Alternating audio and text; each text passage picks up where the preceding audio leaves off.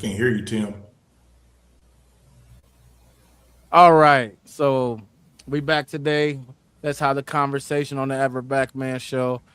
We want to talk about something that just recently came back up in media. The whole conversation. Well, we're gonna go all up and down and around with the conversation, of course.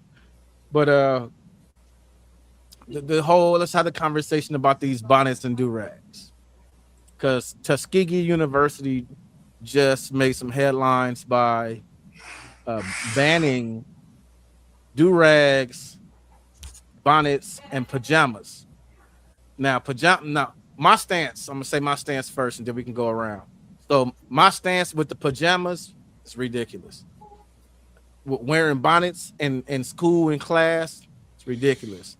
I'm a little less. I'm a little more biased when it comes to do rags themselves, because for obvious reasons. But I can concede and say it can be inappropriate, especially if it's in a professional setting. But a classroom, I don't know necessarily if we would say that's a professional setting. But my position is this is a slippery slope that because Tuskegee University is a predominantly black school, so it's not really a racist thing there, but I can see it being a slippery slope on the other places where we've seen these things, like where they say no bonnets in airports. So certain stores will say no bonnets, and I don't think that it's to an equivalent to. Let me pull up the other screen because it's the whole notion of no shirt, no shoes. They like they're saying that this is equally inappropriate. The dude on the left, it's the left on my screen. I don't know if it's right on y'all's, but the dude on the left is equally as inappropriate as the woman on the right.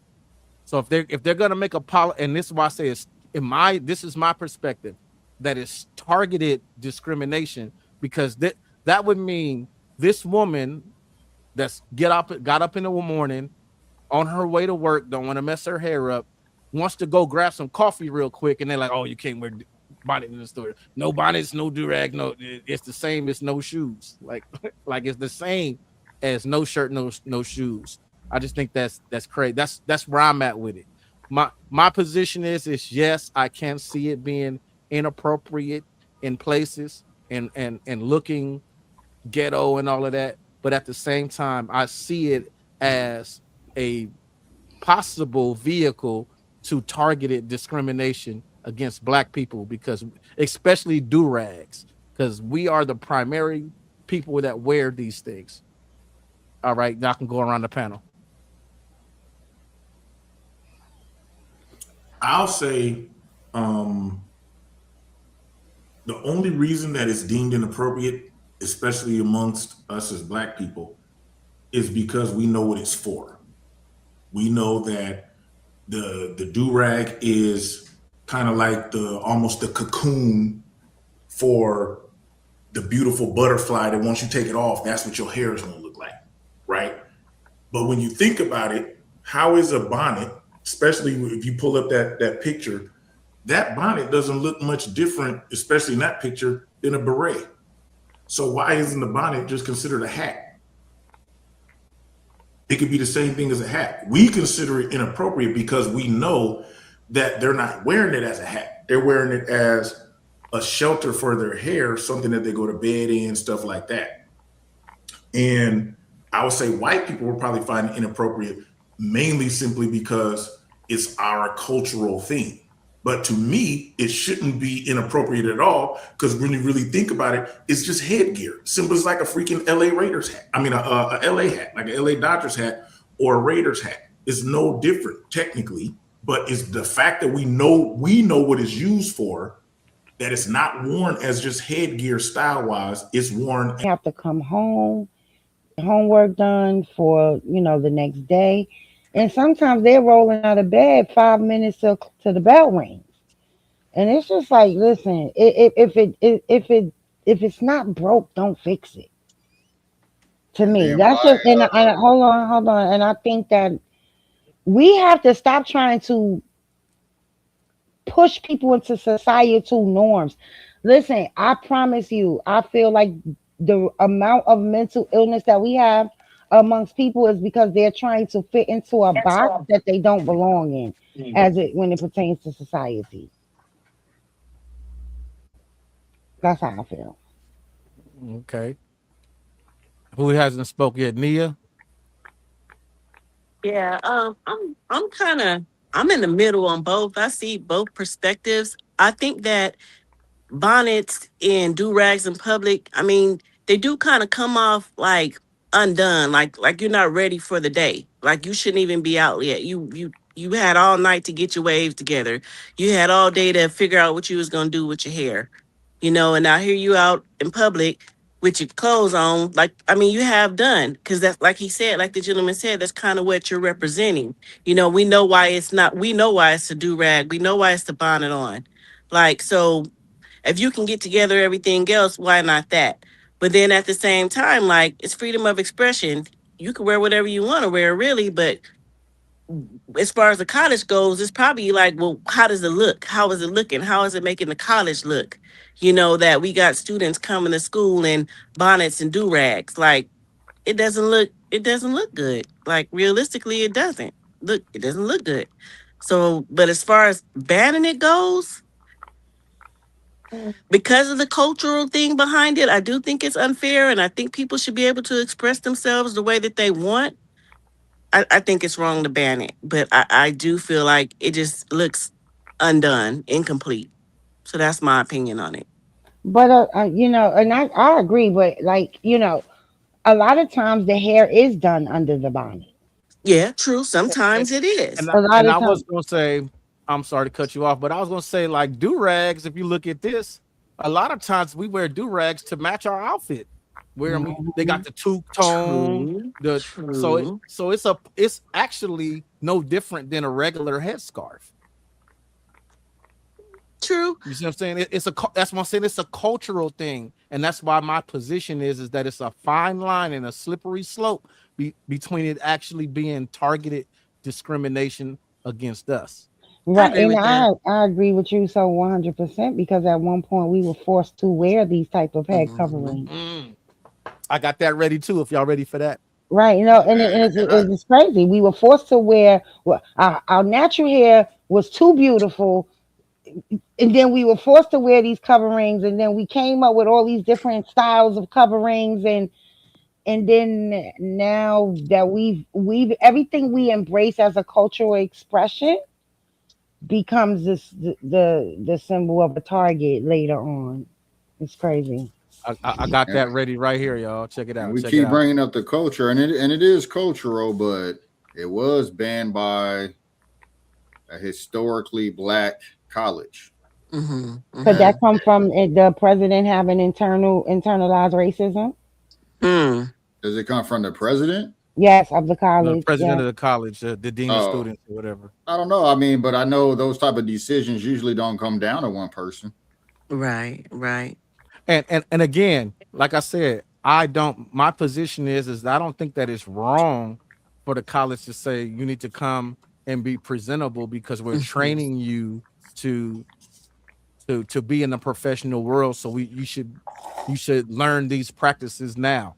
I get that, but I just think that it opens the door. Like I keep saying the same thing over to that slippery slope. But this is history right here. This is it's called Ting Yang uh law. I'm probably saying that wrong, but check it out. Did you know white women once became so threatened by black women's beauty that they tried to outlaw it? In 1786, Spanish colonial governor Esteban Rodriguez Miró enacted a law in Louisiana targeting black and mixed-race women. They were required to cover their hair with plain cloth head wraps called tignons. White women complained that black women's elaborate hairstyles made them too attractive, too visible, too confident. These were not enslaved women. They were free women of color, economically independent, socially mobile, and often in relationships with white men.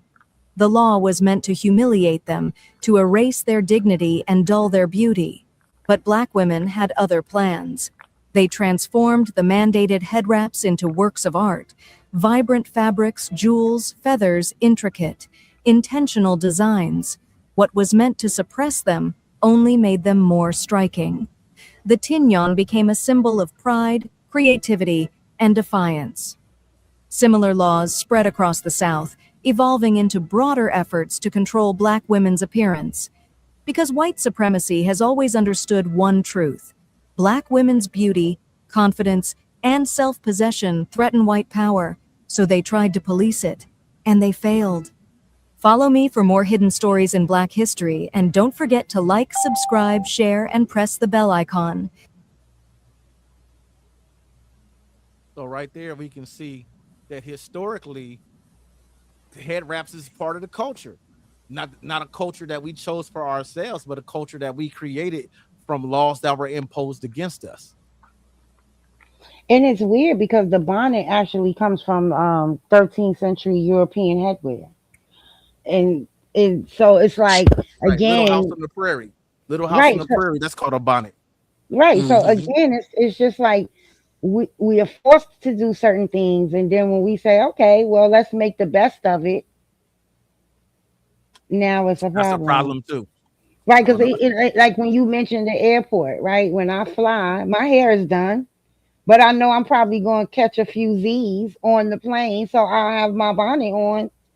Like, I don't know. I just think that society is really reaching as far when it comes to certain things. I think some of our people are falling into the trap of what the standard is supposed to be, and it's actually erasing some of our cultural expressions.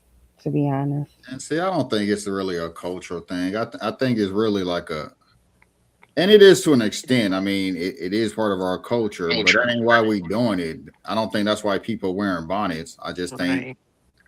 I think a lot of times their hair ain't all the way done. They is a little bit undone. They just, it's easier to just not do it. Like I have this argument with my kids all the time. Like Tim, you said earlier, you okay with them banning pajamas but not bonnets? And that's part of, like my kids' culture. We have these arguments every day because they want to wear pajamas to school. And to me, I think it's undone. I think you trying to go out, pajamas and house shoes every day. And Well, so I these think kids, yeah. Oh, I'm sorry. Go ahead. these kids are moving into a different culture, right? Because they want to wear hoodies during the winter. I mean, during the summer. Yeah. We couldn't wait to take hoodies off. Like, so they're coming up with their own expression of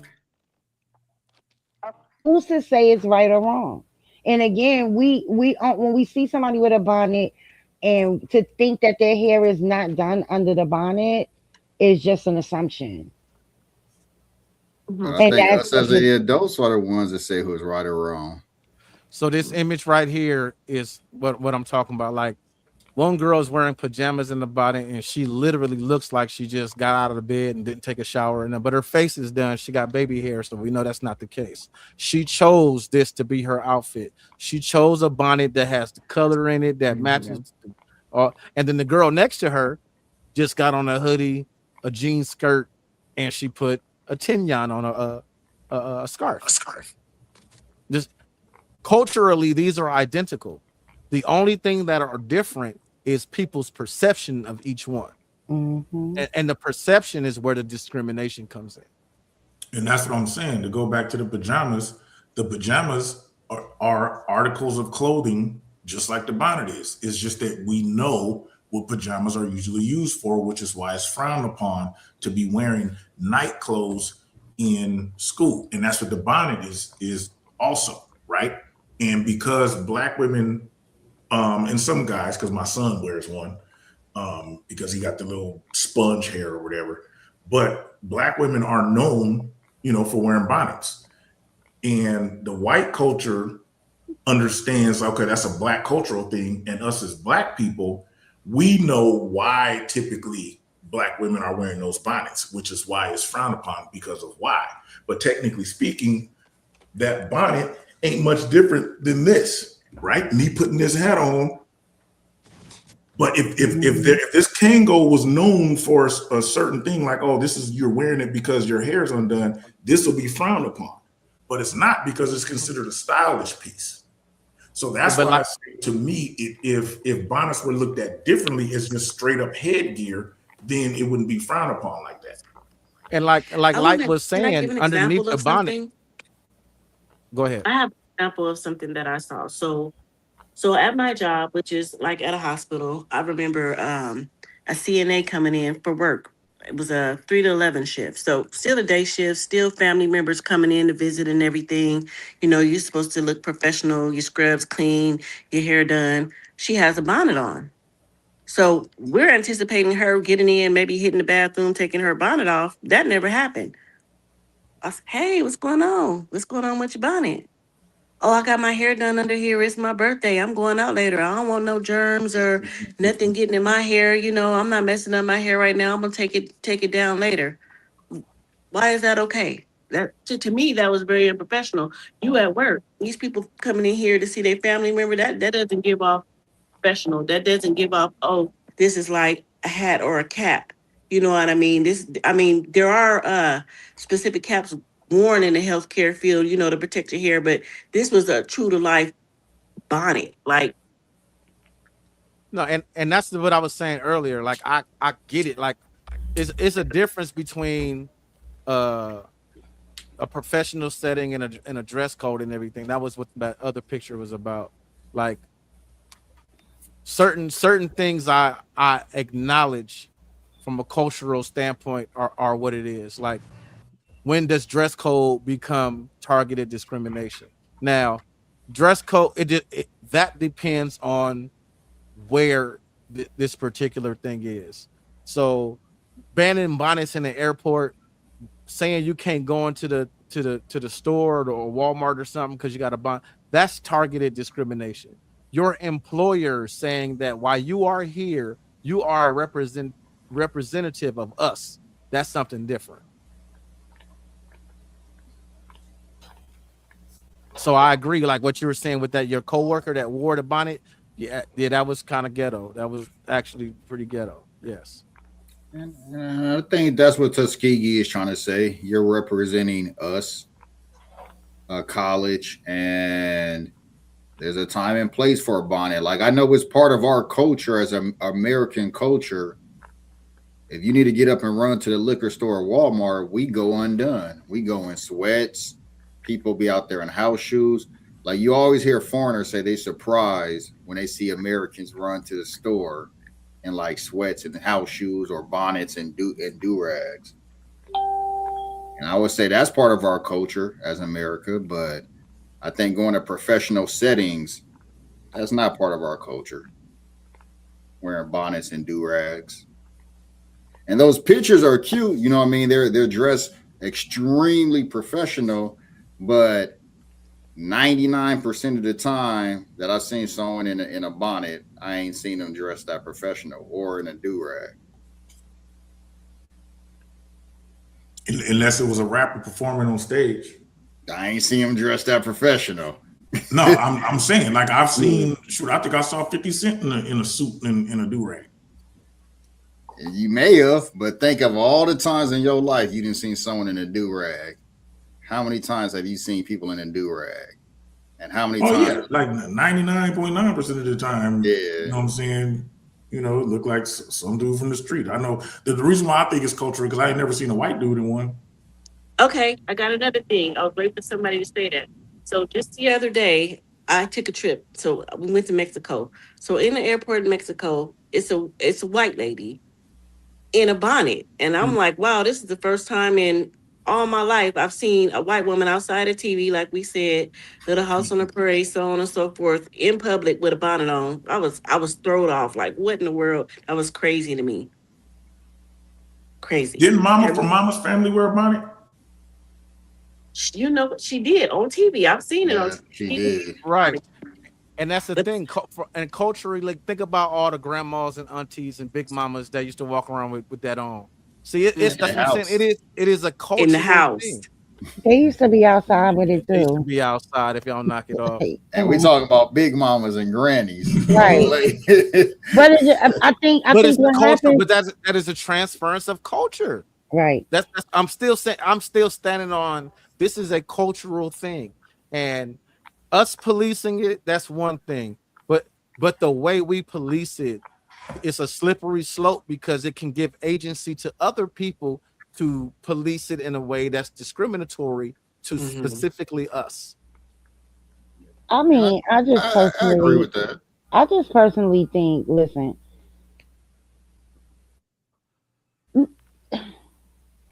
let people be who they are. Like I don't know, me personally, like I just think different. I this hive mentality that we are starting to develop as a people. It annoys me. It annoys me. I'm sorry. I mean, It just annoys me because like you can't assume that because Tim got a do rag on, his hair's not braided underneath. You can't assume because I have on a bonnet, my hair is not completely fried, dyed, and laid to the side. But whether it is or not, it's what it looks like. Like, say, for example, at the college, right? Say half of the class is wearing a do rag or a bonnet, and the other half is not. And you got a guest speaker or another teacher coming in to speak, and they looking out at your class. That just looks like, what in the hell is happening? It doesn't look like, oh, these students, especially the bonnets, we're thinking of when we thinking of bonnets and what in this conversation. That doesn't look good. It looks like bad, unkept, not done, in my And that's opinion. the thing. That's the thing. You heard what you said. It looks that It's the way. assumption. Right. It's the assumption. Because prior to 2019, they had this law that women fought for called the Crown Act, right? Prior to that, they said our hair was inappropriate. They said Right. our natural hair was unprofessional. So What I about those kind of My, kids? my What son's about the mom trying what? to get him. My son's mom trying to get him to cut his hair. The one I What? just told you about the bonnet because he keep his sponge. Talking about Yeah. all more clean cut. Well, yeah, but yeah. I Even think what about the also, boy who got his? They cut his hair. He couldn't go to Right, I remember that. graduation. Like Mm-hmm. this is and no matter what, I'm gonna say this: the sentiment of what we do and how it's wrong, it comes from the others, and then Mm-hmm. we adopt that. I don't know if that's always the case. I think sometimes we can form our own opinions. I don't think everything that goes through my head has to be filtered as how does the others look at it Well, before I I can form mean, an opinion. you may not, and that may very well be true, but on the mass scale, yeah, on the Like mass I used scale. to hear the comedian Monique talk about bonnets all the time, and I definitely think her opinion I was got more informed from the others. I got the clip right here. I found it. It's from 5 years ago. This is Monique. Yeah, from 5 years ago. I got the clip. I ain't gonna play the whole 5 minutes, but if y'all want to see a little bit of it, I can play it. Just the bullet points. It's a whole video, so I don't know if I can fast forward to nothing. I mean, I think rules are okay. I don't agree with a lot of rules. I still like to do my. Let's go ahead. You got it. That y'all do that, right? But then I'm honored that y'all do that, right? But there are times where Auntie got to talk to her babies and say some real shit. So yesterday, I was in the airport in Atlanta because I'm in Jackson, Mississippi now at Chuckles Comedy Club, right?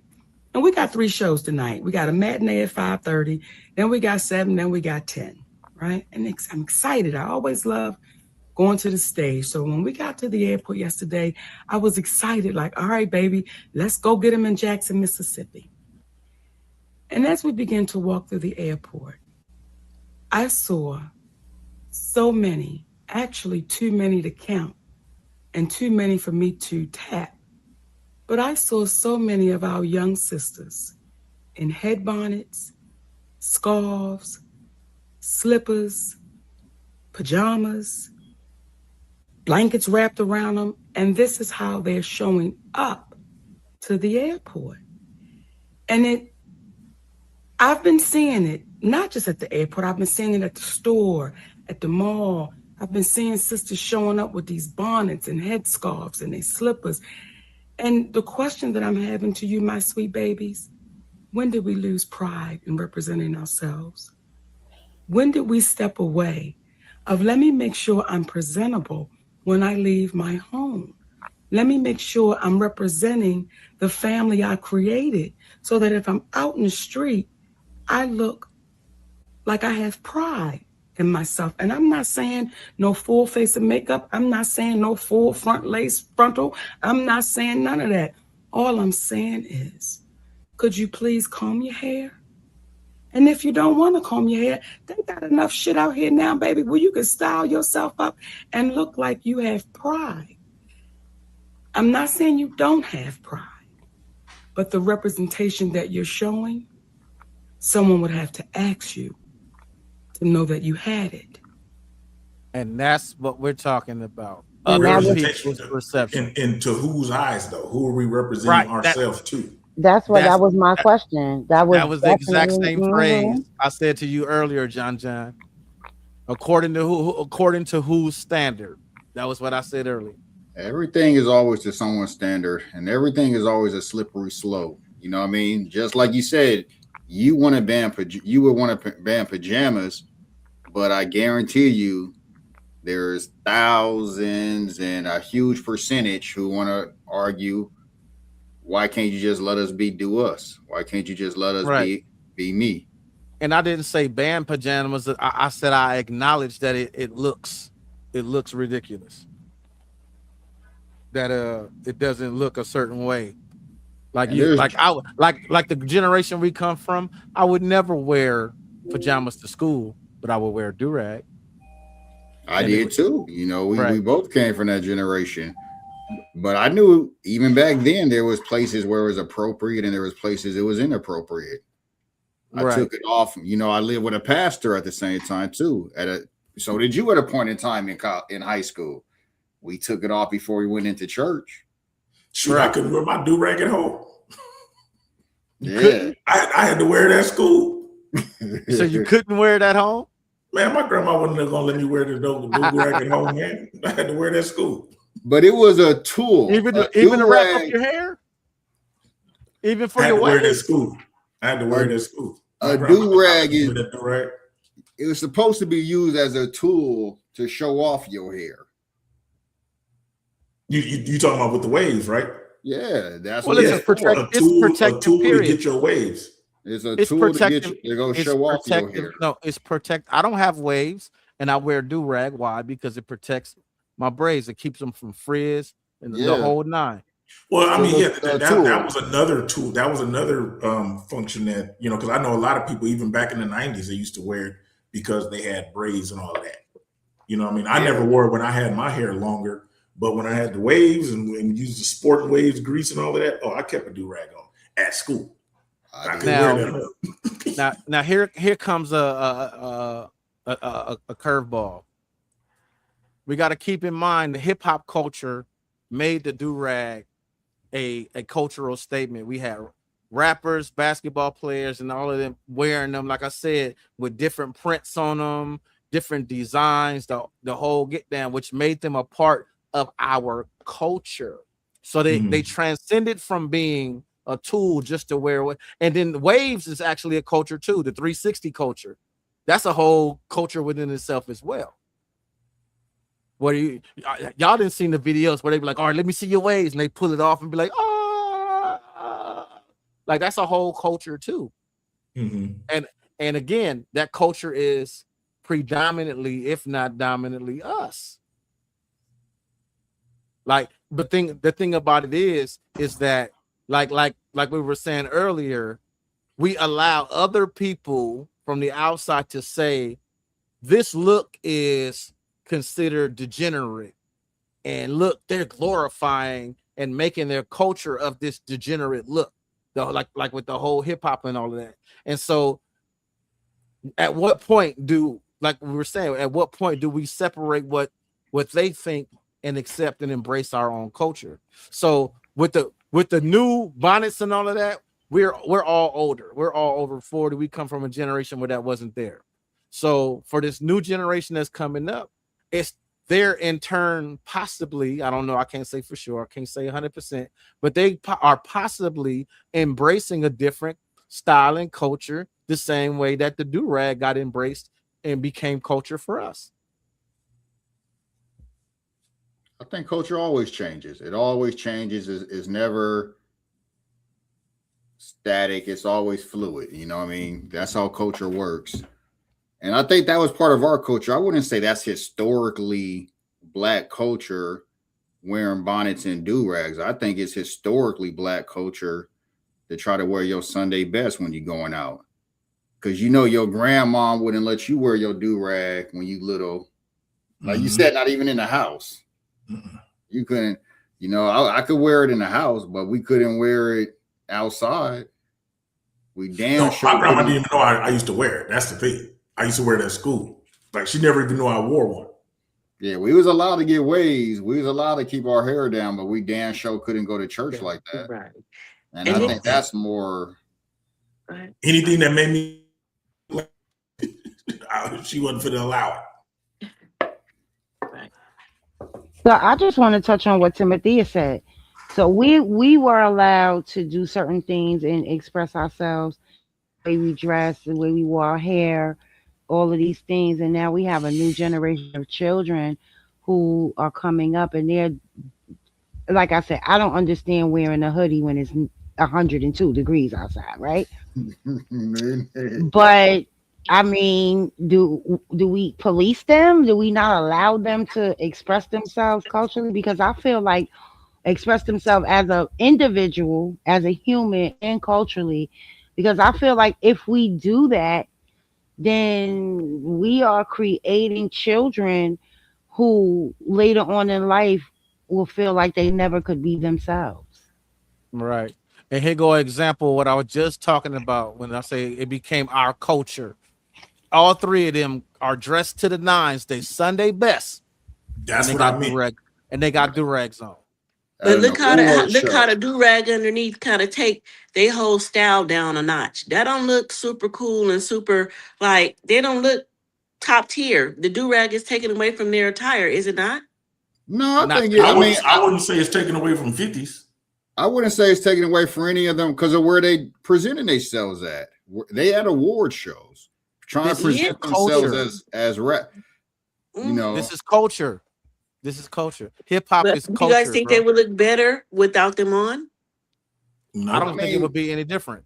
Not when you're young and you 19 and trying to present 20, 21, trying to present yourself at a hip hop. That's different. As you trying to present yourself as a successful rapper.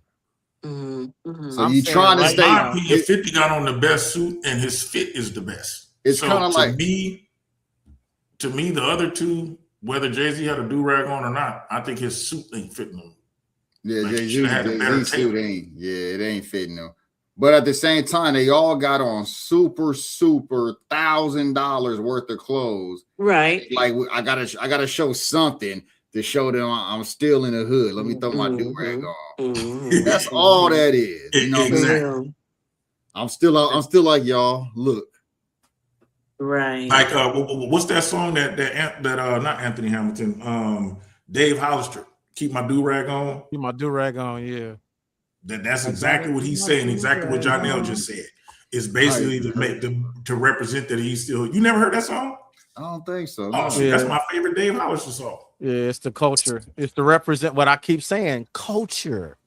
That's why they're wearing it. Like, style it too. Like, okay, it's a difference between like when you showed the picture of the lady, you know, with the kind of turbanish one rolled up. That was more styled as opposed to just the typical bonnet that you would wear to put on to lay down at night. And then like, it's all in the way you do things and how you present it. It's how how it comes across. Let me find that so I can pull it back up. I agree. I don't know. I just think I've never been one to yield to societal norms. So to me, I just have a different outlook on things. You know, when I first started getting piercings, my mother would be like, It's kind of crazy. You leave out the house and then you come back with a piercing, and then you would I'm have all other. for freedom of expression. I get being able to make your own choices and decisions on how you want to move and do things, but clearly it's overwhelming where they feeling like, dang, it's becoming too much for whatever reason. And then I don't know. I just think it just needs to be done right if you're gonna do it. I don't Yeah, think You you was come you out was with talking about this. You was talking about this, Kania. let me see. Exactly. yeah. Exactly. I just think it's a But time and a place. There's a time for do what rags, and we is wore them considered done nonstop when we right? were younger. What is considered done right as opposed to Well, how I feel like I what's right for me and what you feel like is right for me? right. If you feel like what's right for you, right? Say you the bonnet on the left, you come outside with that. You feel like that's right for you. But I'm sure a lot of people gonna be looking like, dang, she didn't, she not done. Her hair not done, even if it is done, why isn't it out?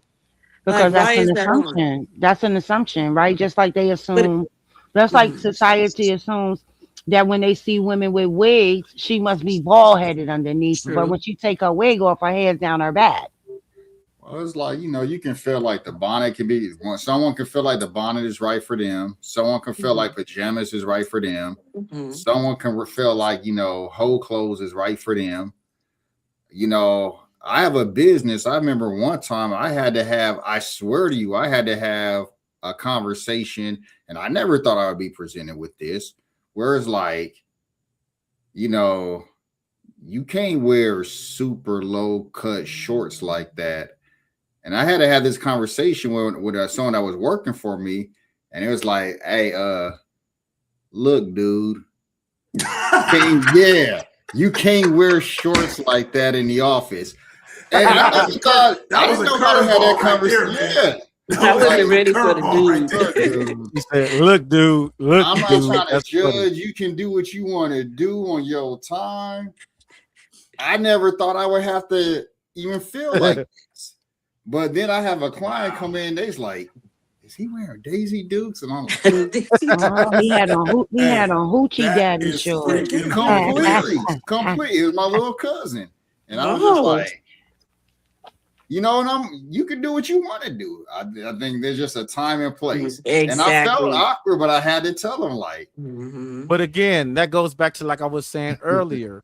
I 100% 10 toes down agree that in places of employment, things like that, it's absolute. But to try to police a person that's just running to the store real quick is that's a different thing. Mhm. That's Mhm. targeted discrimination because who no bonnets and no do-rags. Who wears bonnets and do-rags? but that's places of employment. That's places of somebody's employment. And you Mhm. can say it ain't. How are these equally inappropriate? That's How an are they? exaggerated How are AI they picture. on You've par? never seen that in real life. How are You they know what I on mean? par? I've never seen neither of those in real life. So, I mean, That's I saw the no shoes, no shirt, no service. Yeah, I saw I'm talking right. about have you seen a dude showing up like that Yes, though? I've yes. seen I have close to seen that, homeless but people. you've I have seen seen very homeless rare. people for How sure. many times have you seen someone show up like that? And then the homeless dude just all in shape. and he clean. You no, know what I mean? I've seen dudes like that that's in shape, that's feeling sexy and they want to show themselves off. They show up like that. And Yeah, have no a shoes couple of on. times. Yeah. And how many No. times have you seen No, I a mean woman? they may have some flip flops on, but they Yeah. definitely rocking everything else he got on. Yeah, I've rarely at a beach or something like that. You know what I mean? Maybe trying to go in. But I think people have rules everywhere. I don't know why that's like shocking that a school would have rules that you can't wear a hat. We've had Right. it our whole life. You know what I See, Right. mean? to You me, can't. that's fair if you just say hat.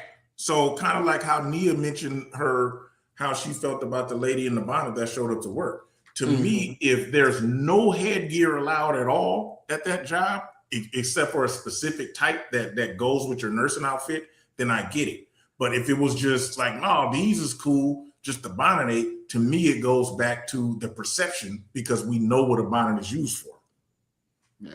And it's the same thing. I'm sure have you ever been in a position where you got to police how someone dress or do it at that work for you? No, luckily, because truck driving, man, you know what I'm saying? that is like the definition to come as you are. It be dudes truck driving and flip flops and shorts and you know what I'm saying, all kind of weird stuff. Now, the only way that you do, because there's some places where you have to wear safety vests, stuff like that. So being, you know, and then even some places they may require hard what is it? Shoes, hard toe shoes. Yeah. I don't know why the heck is steel toe, like steel toes, right? Like steel toe, part of their safety requirement, you're required to wear that. But for the most part, like what my dudes do, man, these dudes come in all kind of different shapes and flavors. Like speaking of, one of my he's a good dude, good driver, wears a do-rag every day. Yeah. Now, what's interesting is I just Googled nurses' bonnets, right?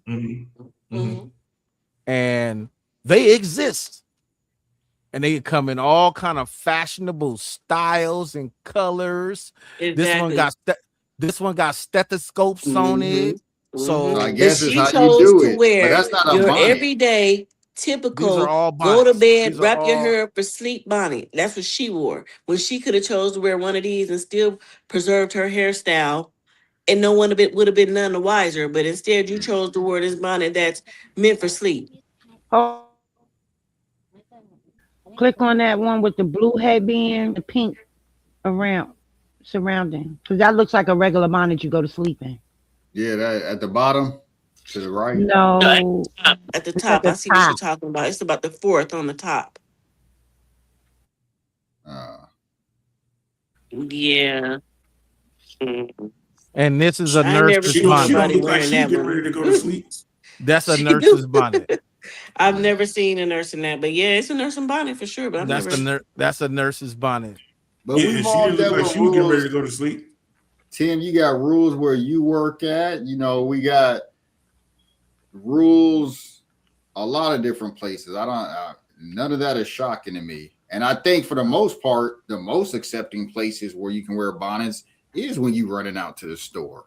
Right. I don't think there's that many people policing that. It's not, but I'll tell you, I was at what is it? TJ Maxx. This is some months back. And this lady came in. It was early in the morning. I get that, but she had on pajamas. She had on slippers. She had on a robe. She had on a bonnet. It was like, are you serious right now? Like it just was like, wow, it was distracting. Everybody was looking, black, white, Mexican. Everybody was just like, what the hell? Like, really, you didn't have a time to take off now one thing, at least one thing to make yourself look like you did something with yourself today. And she was talking on the phone all loud, so more attention being called to you, and you just looking crazy out in public. Why is it okay? You don't look clean when you come outside in pajamas. You rolled out the bed and put your shoes on and got in the wind. That's not cool. That looks nasty. And not because the white person said it, but because that's how it looks. It doesn't look like you did anything. Why are you out in public like that? Why do you think that's okay? It's not okay.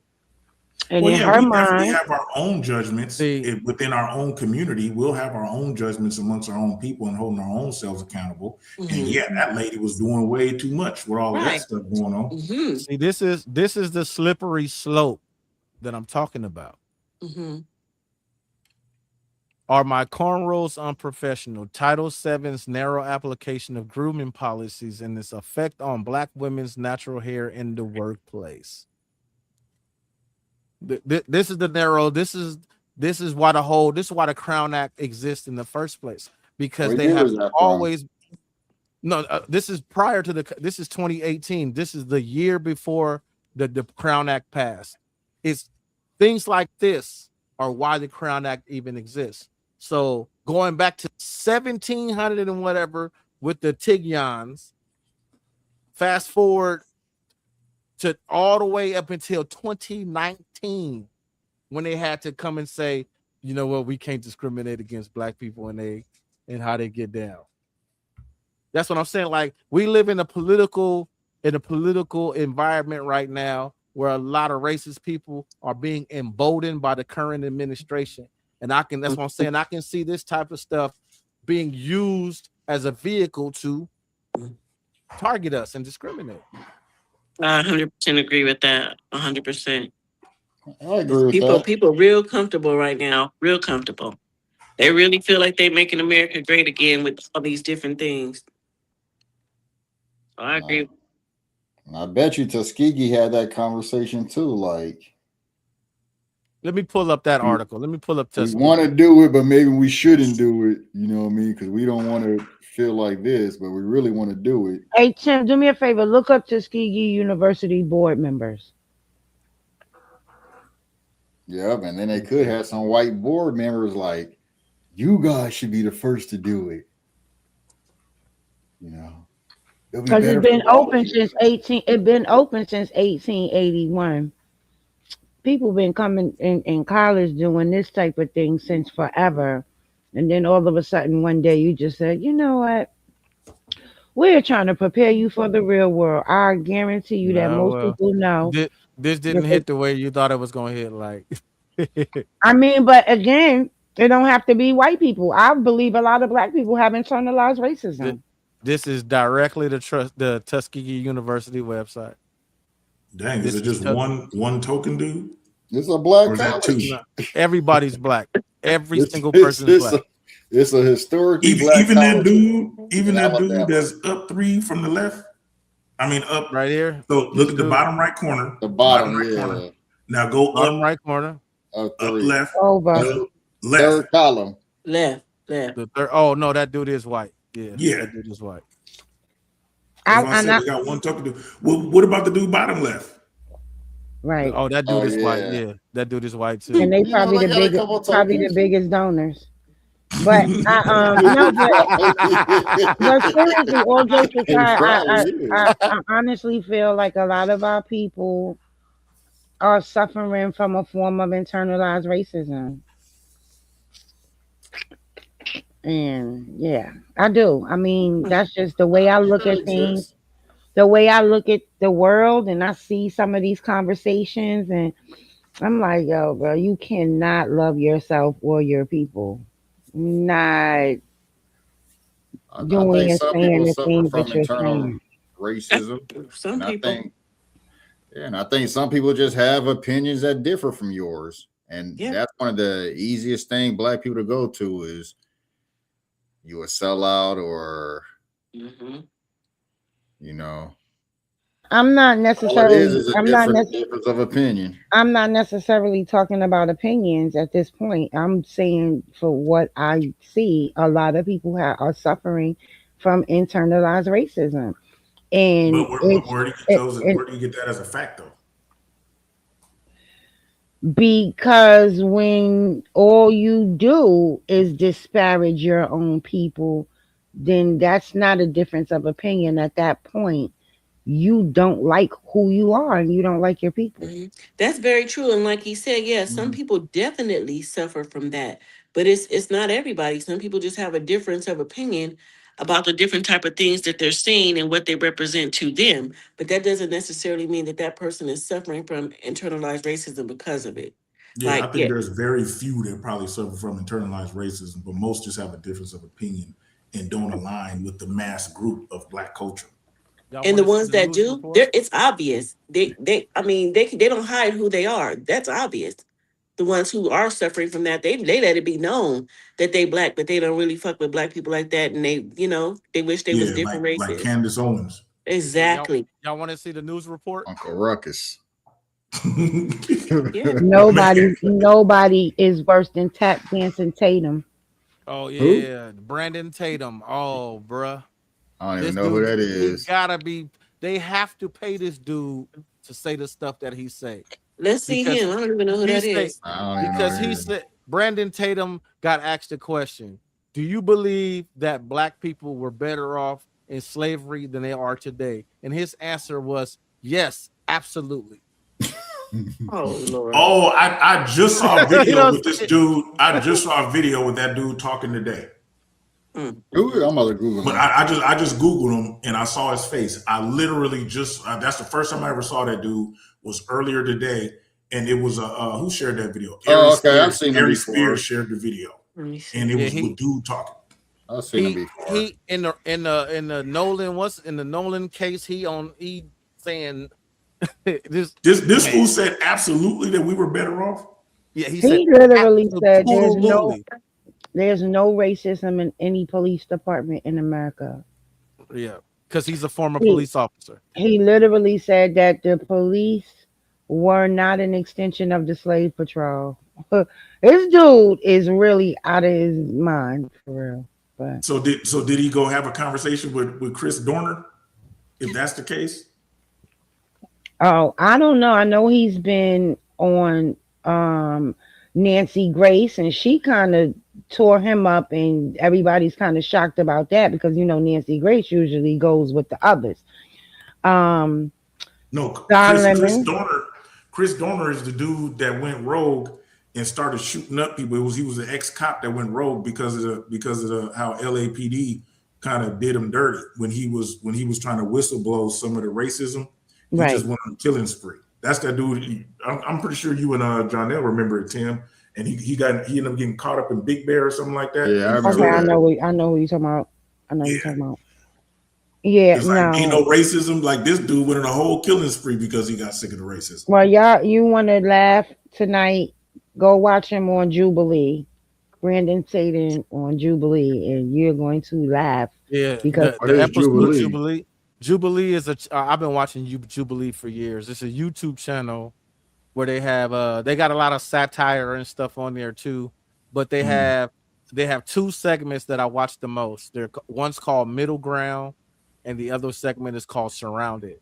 So he was just on Sundays Surrounded, and he is one conservative surrounded by 20 liberals, and they beat him up so bad, bro.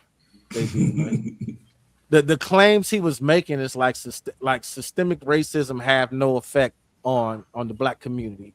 It's personal accountability. Wow. He said systemic racism doesn't exist, and that redlining hurt more white people than it did black people. This dude is nuts. Yeah, we said crazy stuff like that for sure. And seriously believes it. Which is ridiculous. I mean, can most of us take our own, destiny in our hands and make something work? Yes, we can. A lot of us can defy the odds, but that doesn't change the fact that the odds are definitely stacked against us. You know what I'm saying? It doesn't change the fact that based on your name, stuff could be just tossed in your application could be tossed in the trash. You know what I'm saying? When they see Davion Jenkins, you know what I'm saying? The odds of you get out of here. Exactly. You know what I'm saying? Davion. It's like, yeah, no.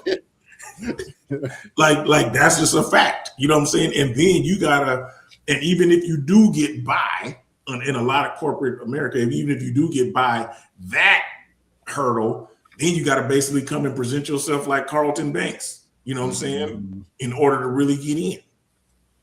You can't come in and present yourself, shoot like Will Smith's character on The Fresh Prince of Bel-Air and expect to really get somewhere. And Will Smith was, when you think about if you want to classify Will Smith in The Fresh Prince of Bel-Air as hood, he's like a wholesome hood dude compared to like real hood dudes.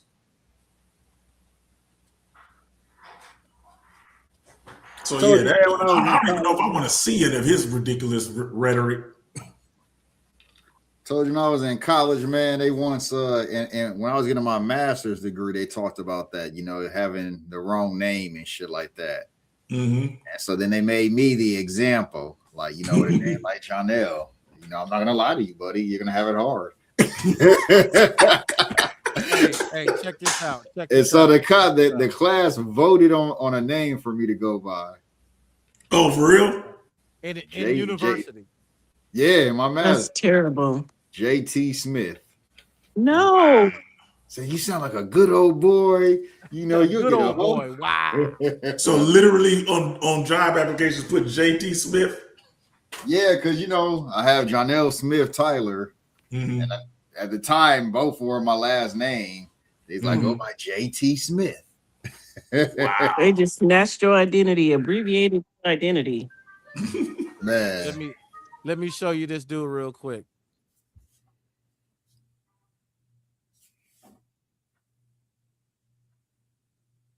Kirk said black men like you were better off during slavery. Do you agree with him? Now listen, 100%. You believe 100%? Wait, you were after better off slavery. Let me explain this. Maybe you don't know Black history. No. You don't understand Black history, and you don't understand what Charlie was saying. So you saw that there, and I want to hear. Do they have the where he's trying to explain what he meant? Because I want to get the context of what you don't get the context at all. You Nah, this dude, I'm telling you, he's crazy. Yeah, that is the context. You're not the missing context. That's the context. No, listen. Yeah. Hold on, we got 10 seconds. Said, let me see if I can find that Piers Morgan. He said on one show, the context was Charlie Kirk said that black people were better off in slavery. That's what Charlie Kirk said. But he's so weird. He said, I would never cry in front of my wife. So they said, well, what about if your son dies? He was like, yeah, I wouldn't cry in front of my wife, and got on YouTube and cried when Charlie Kirk died. Even with Charlie Kirk, there's a lot of stuff that once I got the context, I was like, okay, I understand. I don't agree with it, but I understand what he was trying to say, and I understand his thought process and why he would say some of that weird stuff. But without the context, if you do what we do in this day and age, just give you that little 10-second clip, it's gonna cause a lot of outrage. Well, you would have to go, Timothy, you would have to go and find out the context of what Charlie Kirk meant. When we know what Charlie Kirk meant. No, we don't. No, you don't know. Charlie Kirk literally said that black people were better off in slavery. Yeah, but there's context with that though. I'm sorry, for me to say that black people were better off in slavery. I don't care. But there's still the reason he said it, and I want to know why he said it. Because Charlie Kirk was just who Charlie Kirk was. And who was he? That's the question. Like, I've seen a gang of footage of Charlie Kirk stuff that I agree with what he was saying. I've seen a lot that I didn't. Well, I'm not just gonna dislike a person or like a person because the mass does. Well, that has my opinion. My opinion of Charlie Kirk has nothing to do with what the masses say. My opinion of Charlie Kirk is based on what Charlie Kirk has said about black people time and time again.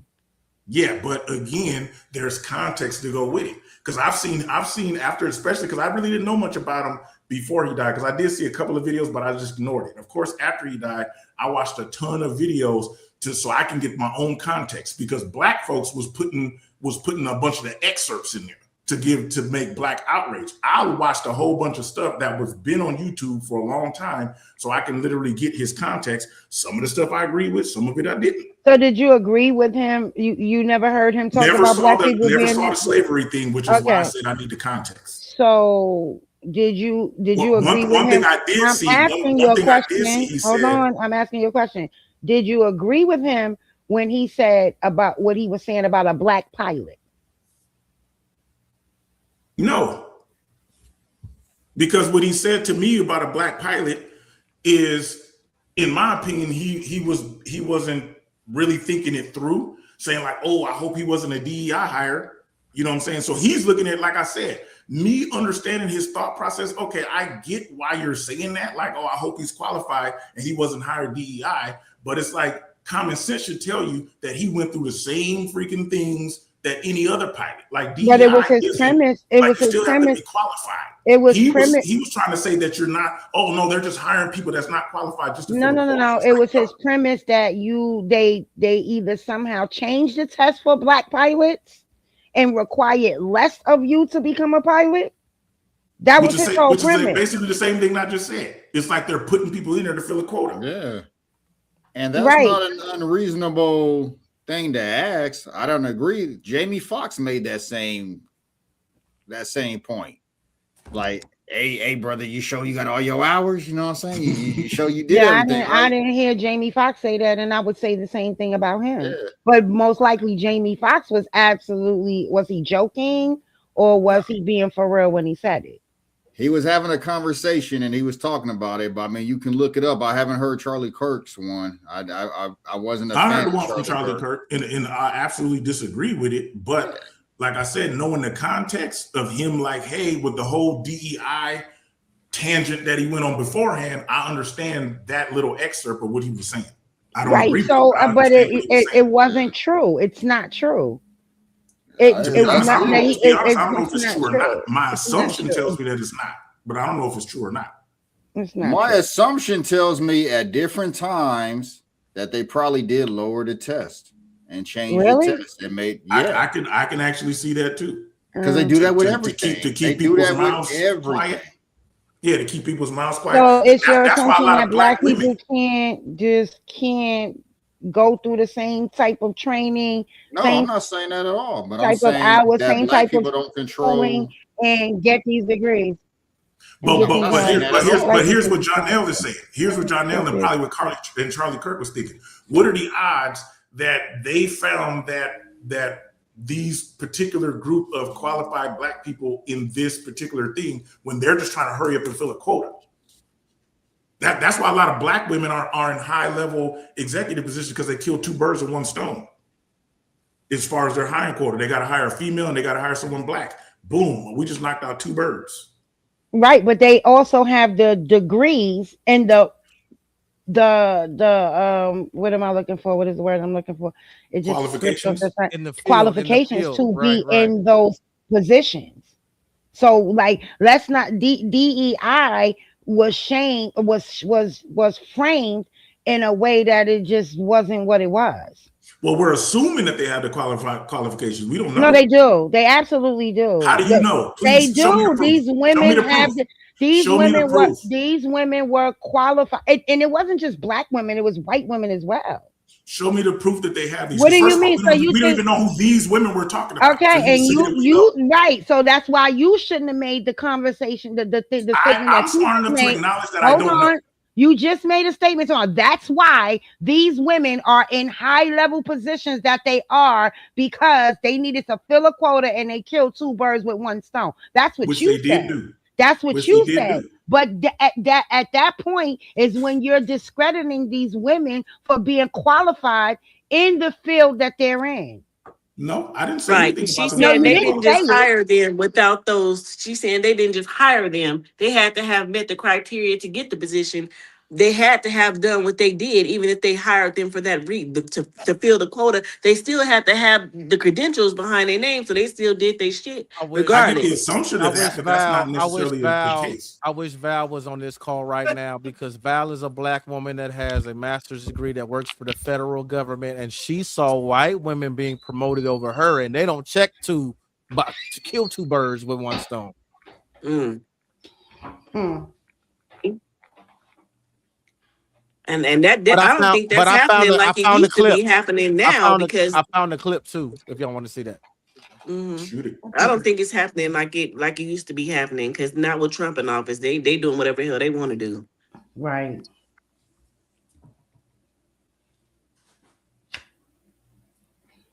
All right, so y'all wanted context, right? When Omarosa is part of a presidential cabinet, Omarosa, she was Yeah. part of his Better She's a off during sellout with the slavery. internalized Captain in the racism beginning. that like Brown talked about. That's exactly what she was. She was a sellout. She hated herself. That was Omarosa. but she was qualified for that cabinet position, right? But she was. That didn't make her not a sellout. That didn't make her not have internalized racism. There's a fine line between, the whole being qualified and DEI. Because I'm gonna give y'all a very, very, very, very good example. There was a president that he became president, but during his campaign, he came out and he said something out loud out of his mouth that is 100% to the definition of what DEI was. He came on the stage and said, when I select my vice president, I am going to choose a black woman. So at that point, he outright said that the qualification that I'm targeting the most is you have to be black and a woman. So that under EEO is discrimination because he just excluded every other group of women across every other board. And so men. right, and men too. So that's what I said. That goes against EEO right there. That's discrimination. Title VII, boom, right there. But this is the thing. When it comes to her qualifications, she at that time was the only individual that served in not one but two branches of government.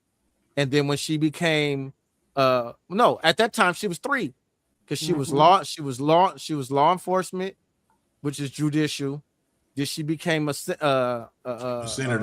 A senator, and then there was another one. She was DA. So she was law enforcement, DA, and then legislative.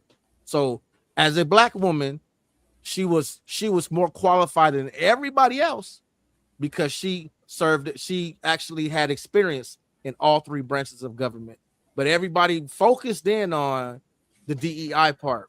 And I'm being honest, I can say I understand because it was according to the federal law under EEO, you cannot discriminate in hiring practices.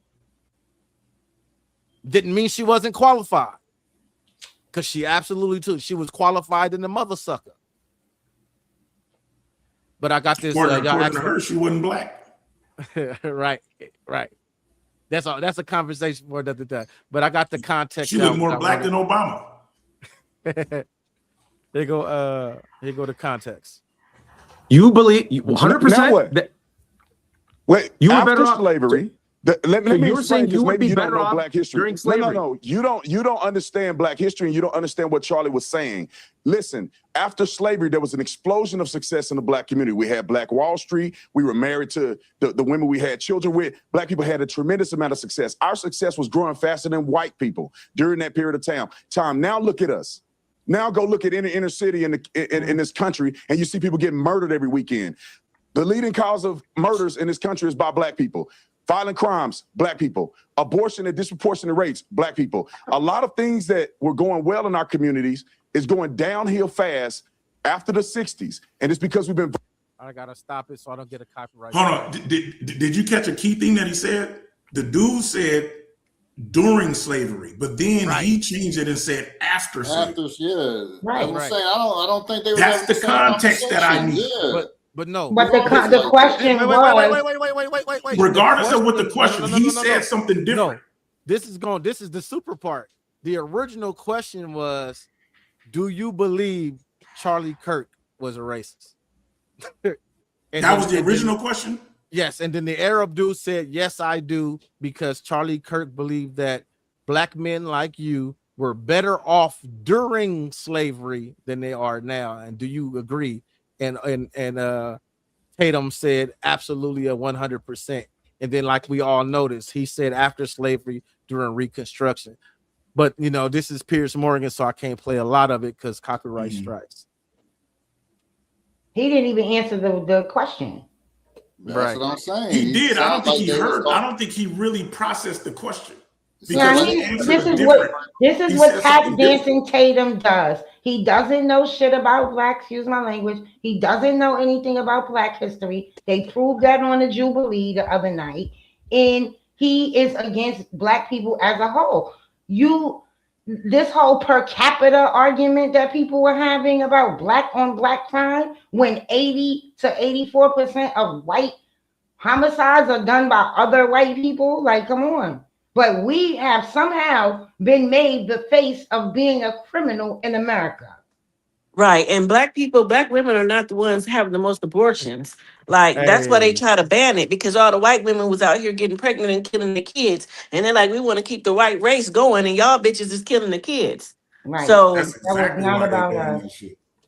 At all. They just saying what they want to say. But if we go looking at the facts and figures, it's right there that's a lie. Anybody can say anything.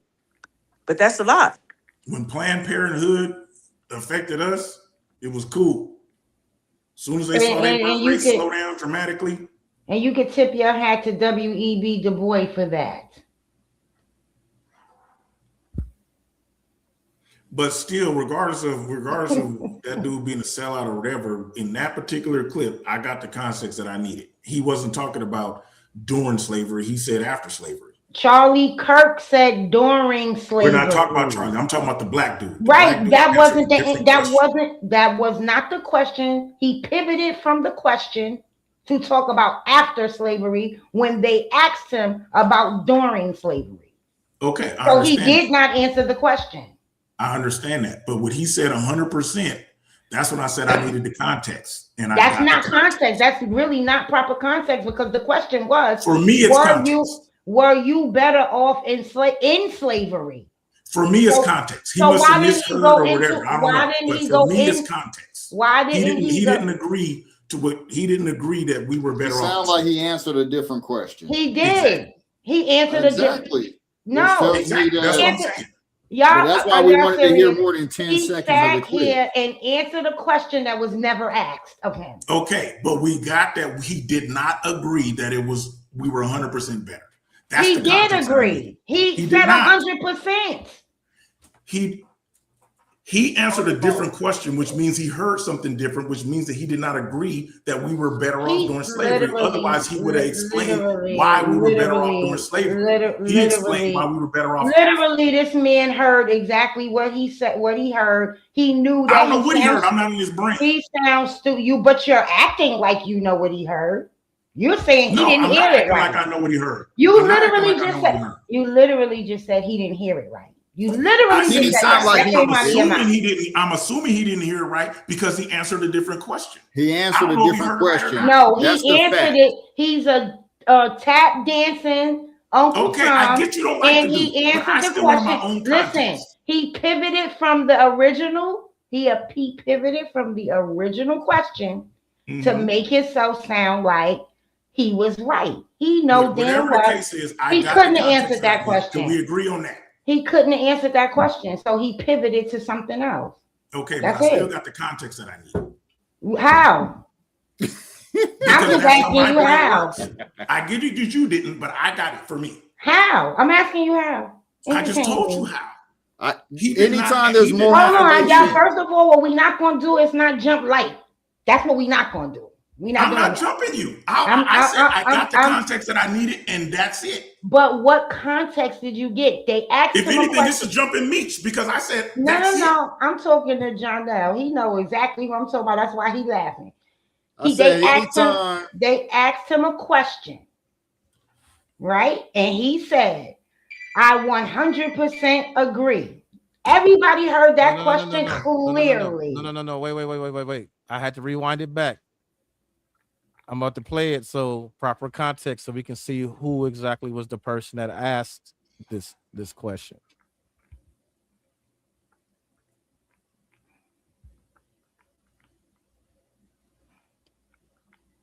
At the baseball field in DC and about the murder of Charlie Kirk. Yes, he said that black people were better off during slavery. Kirk, that were done by the violent left. Are you willing to say that as well? There's an investigation happening right now. There's a trial. Let me say something, Pierce. Let me say something, Pierce. Hold on. Let me say something, Pierce. Brandon, yeah. Do you got the two liberals on the show? Do you think that Charlie Kirk was a racist? Yes, he said that black people were better off during slavery. No. Do you think that Charlie Kirk spewed hatred? Yeah, I'll say it to you. He thought you, as a black man, were better off during slavery. Foolery that you're saying right now is what got him killed. The leftist nut jobs pushing the same stupidity that you're saying right now is the reason why Tyler Robinson killed Charlie. This is exactly the same thing. You should be condemned. You can't criticize something silly. So you're saying you cannot lie about any criticism, if you level any criticism of somebody, then you are responsible for their death? You can't lie about them. The lies is what caused a person like Tyler Robinson. I gotta pause it a little while for copyright purposes.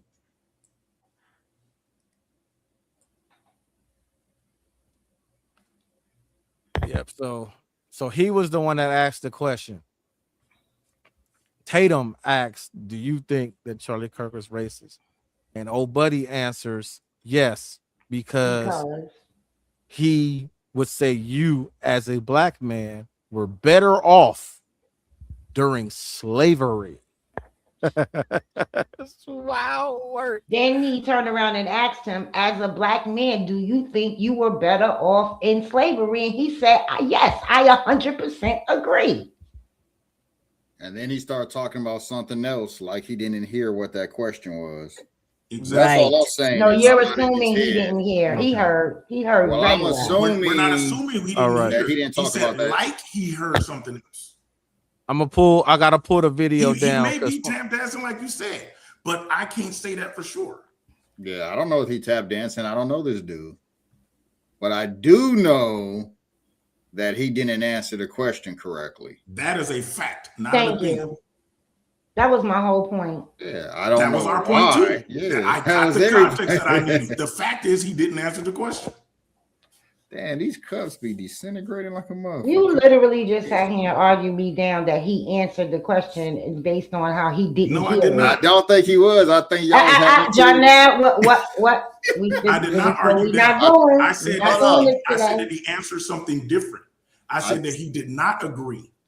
By his explanation, he was not agreeing. You know what I'm gonna do? Once this show is over, I'm gonna go back and I'm gonna clip what you said, and I'm gonna send it to Tim, and I'm gonna let Tim send it to you. Coach Ferg, check. Hold on, Coach Ferg, check your Facebook inbox. Who, you? No, I was talking to Coach Ferg in the comments. So I'm gonna keep playing it, but I'm not gonna show the video so I don't get copyright strikes. We're gonna listen to it. Integrity, and he was fair. If you disagree with him, he lets you go to the front of the line and you can have your disagreement. Brandon, Charlie Kirk said black men like you were better off during slavery. Do you agree with him? Now listen, 100%. That sound like he didn't hear the question. Are you there, Meech? Did you go pee? No, I'm here. And then listen to as he follows up. He doesn't stay on that question. Yeah, he said he asked him during slavery. Yeah. Brandon, Charlie Kirk said black men like you were better off during slavery. Do you agree with him? Now listen, 100%. You believe 100%? Wait, you were after better off slavery. Let me you were saying you would be better off black history during slavery. No. You don't understand black history, and you don't understand what Charlie was saying. All right, so we heard it from that point forward. So you can't keep letting it play. Oh, y'all want to hear the rest? I can't play a lot. I can't play a lot of it because of copyright. Yeah, you can.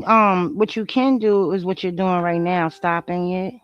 Right. I'm hip. That's what I'm saying. I got to stop it. We talk about it for XY. Welcome to the stage, Coach Ferg. He got his name is something else, but yeah. What's up, bro? How y'all doing? All right. What's up? All right. Sorry, one of my drivers called. So yeah, I'm saying that. How many of us has ever heard something clear as day, but our mind processed something different? All I'm saying is I don't know if his mind processed it. I don't know if he's tap dancing. All I know is he did not answer in his explanation explaining why we were better off 100%, like he said, during slavery. He said after. And he explained in detail everything that happened after slavery. Nothing doing. But then he never, what the next thing would have been somebody else going into the systematic approaches that they use to dismantle all of what he said. And that's fine. All I'm talking about is I got the context that I needed. To me, he did not answer that he agreed with slavery 100% because his explanation did not describe about us being better off during slavery. It said that we was being better off after slavery. That's all I said. Because he couldn't, he knew that he was. Regardless of how you feel about it, the fact is that's what he said. Right, and it was the wrong answer. Okay, right or wrong. He tap danced. He tap danced around it. That's why. What's your homegirl call him, Tim? Tap dancing Tatum. I got that from her. Regardless of who he is or what he is, the fact is I got the context that I needed. He did not. Based on his explanation, he did not agree that we was better during slavery. After, yes, not during. Yeah, no. I don't know what he. I don't know in his mind. All I can base off is what he said, and he said after. Yeah, no. All right, moving on, Coach Ferg. Coach Ferg, I don't know how much of the show you caught or what's going on, but with the topic that we segued into to the racism side, because the argument about bonnets and durags, my position is that yes, it is seen as inappropriate in certain contexts, like in the workplace and stuff like that. But I think that banning them in certain contexts opens the door for them to do what I call targeted racism, because the only people that wear bonnets and durags is us. So if they want to start making them comparable to saying no shirt, no shoes, and all of that, you see what I'm saying? Because what's next? Because we just got the crown neck. We just got the crown neck, so we can finally wear our hair naturally, because that was a problem too. And in the beginning of the show, I showed the Tignon laws from the 1700s, where they told black women they had to wear bonnets and hair wraps because their hair was too beautiful and exotic and it was enticing white men. Now fast forward to today, and it's a problem with them wearing hair wraps. How y'all doing? What's up, ladies? So shout out to the bald niggas on the panel, old ass niggas, but it is what it is, man. Just being, I guess, one of the generations that ushered in a lot of these trends that they can't keep up with today with the do-rag. I was an 80s baby. I graduated in 86, so all you old niggas, y'all was right behind me. But I'm saying it, I'm being facetious, but there was a time the do-rag didn't go further than your front door. It was for you at night to lay it down, keep your waist tight, and get outside, show everybody off. Then it came another time in the drug culture. I don't know how many of y'all sold drugs, but y'all the reason we here today, whether you believe it or not. But then it started going outside. A lot of those things that were sort of, kept inside started to come outside.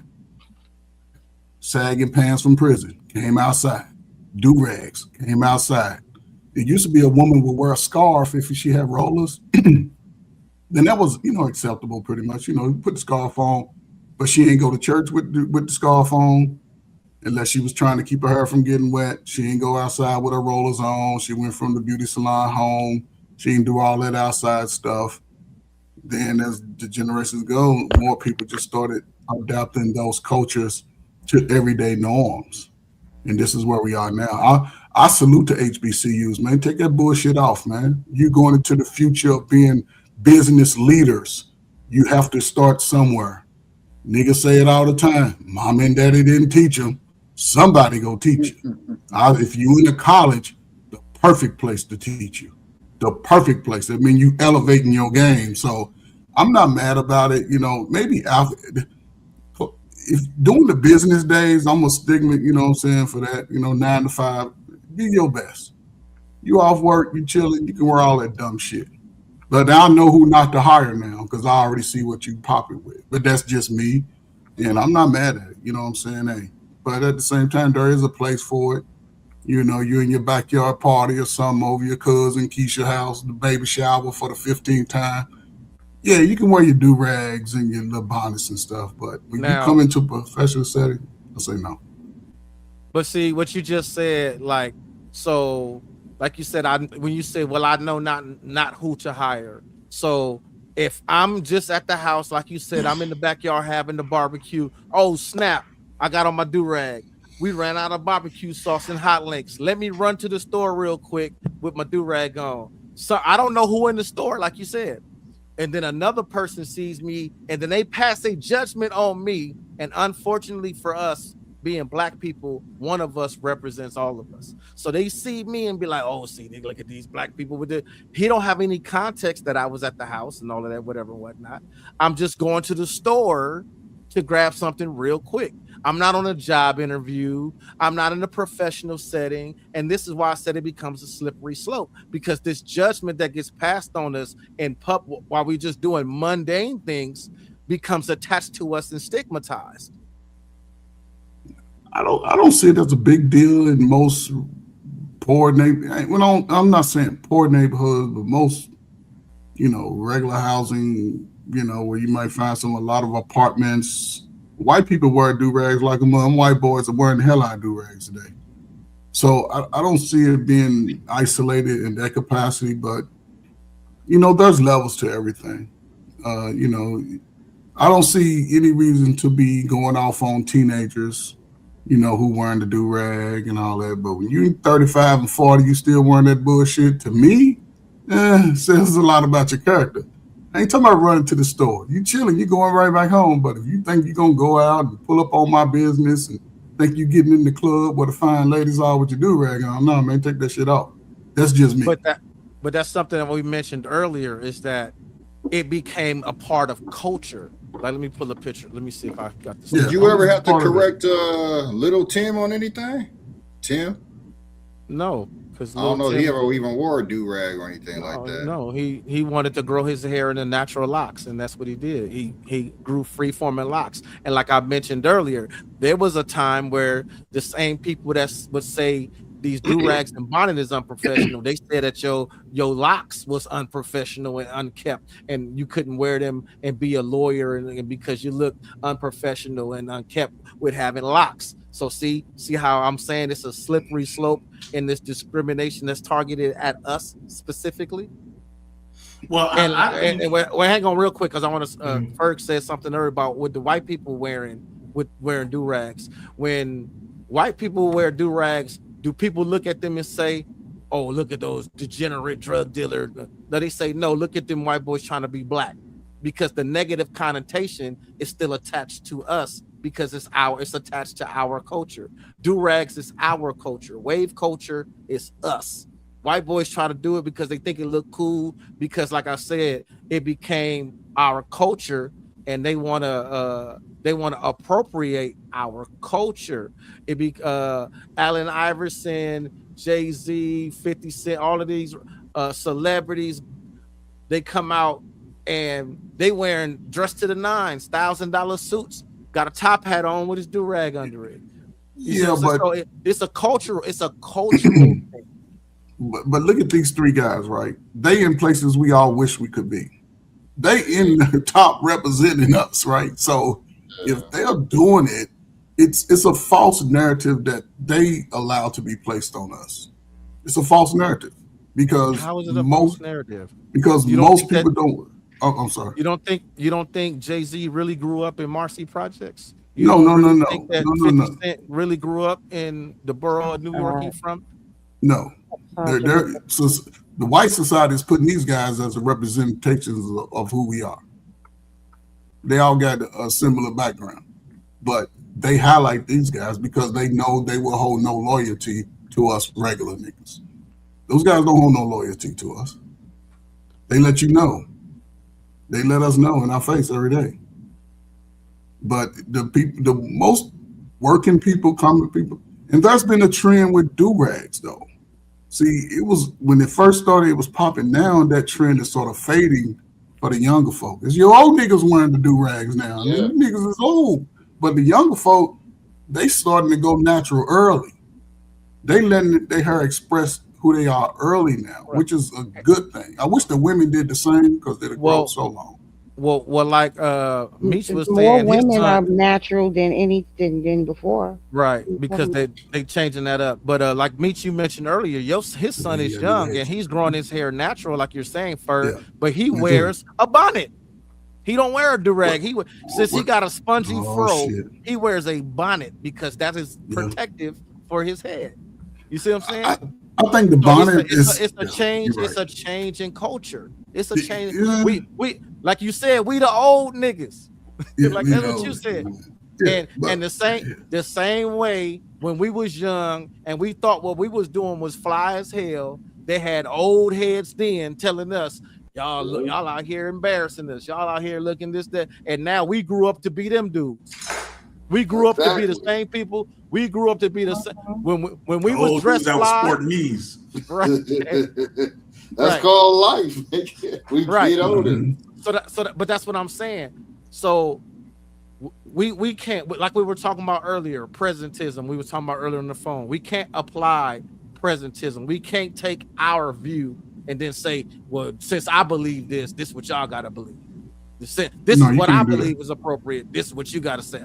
What I say is appropriate is what you gotta say is appropriate. You can't do that. You can't do that. Tim, I'm saying something, be quiet. I think we do young people a disservice about the strength of their hair. I think, you know what I'm saying, people don't go and actually study the history of our hair, how it rises to the sun. They don't go deep. It's more of a surface level. Like, you know, you grow your hair long. So, because women like to play in long hair. It is what it is. That's why they won't wear their natural hair till their edges burn out, and then they're trying to start over. But I disagree with you, brother. I mean, I get it. I work in the schools, and I have to sit down and with groups of young women to get them to be convinced that their natural hair is worth growing, certain techniques. But I'm gonna say this, listen, me, I'm bald headed, right? I played the thing, wanted to cut my hair with the waves and all that instead of just let me grow that afro at least to an age of maturity. Most young men don't do nothing to their hair during their teenage years. They'll just let it go through that metamorphosis phase. Then at some point, it's all full and thick. And then sometime when people start learning about their hair, they take care of it better. We don't do our children enough when teaching them about our hair, the texture, the levels of texture, and all of this to say, hey, certain products you can use, certain products you stay away from. If you want the result when you think you're mature and you're sexy and fine and strong and stuff. Because I see dudes hair down to their knees and shit. And you like, okay, how did he do that? He ain't putting all them chemicals in his head. He ain't doing all that. Well, I can say that there, because you said women like to play in long hair and all of that. Yeah, I can say from my own personal experience that coming up when I was dating and stuff younger, there were a lot of women that told me I'm immature because at my age, I still got hair. I got braids, and you're a grown man. You should have a fade. You should look like a grown man. And what does that have? What is that? You know what, Timothy, it's crazy because I've been natural now probably about 17 years. Like all before I would just go to the Dominicans, get my hair washed and set and blown out. Now I just wear my curly hair. And I've had more men say to me, yeah, when you gonna stop that natural BS? When you gonna wear your hair straight again? Right? So this is the thing, and I'm gonna say this to you, brother. I think you need to look around. The way natural hair has taken over, especially after the Crown Act was passed. Yeah. You I don't know. A lot of times hold on. A lot of times you see women with wigs because women, we have to manipulate our hair, right? More so than men. When they have locks, when you guys get haircuts, your hair grow, you get a whole new pattern of hair growing. When we manipulate our hair, especially depending on the type of hair you have, right? Because there's the C's, the 2s, the 3s, and the 4s. If you have a 4, any type of 4 pattern, less manipulation helps your hair grow. So which means you can't be doing it every day. You can't be doing all of these things every day because if not, it will break. Natural hair is a funny thing. It's very funny. It's a very funny thing because too much sun can break your hair. Too much chlorine in your water can break your hair. There's so many things. So a lot of times when you see women with wigs and stuff on, that's because they want something different, but don't want to do it to their natural hair. I want to recommend this right here. Oh, this light too bright.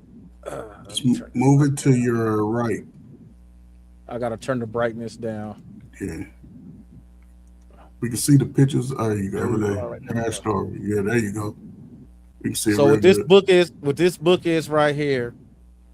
It's the book written about how Black people in America had to deal with law that were put in place that would determine how we could and could not wear our hair and what was deemed as appropriate and inappropriate. The natural hair that grew out of our top of our heads. The Black Panther movement changed that in a sense. brothers and sisters start wearing their afros. How old are you, brother? I'm 58 years old. My mom is 70 something, and she told me, and a lot of my other elders told me, during that time you seen a lot of people, men and women, with afros, but a lot of times those were wigs. Oh shit, that'd be crazy if they was wigs. I mean, and this comes from my elders. Come on. Yeah. No, that was I was told that too. A lot of those were wigs because that crazy. perfect. Yeah, no, they were really with the chin strap. That's where that all came. My wife has 4C hair. Yeah, she has the nappiest hair I've ever seen on a woman. I have all three. 3 inches. I have all three. Yeah.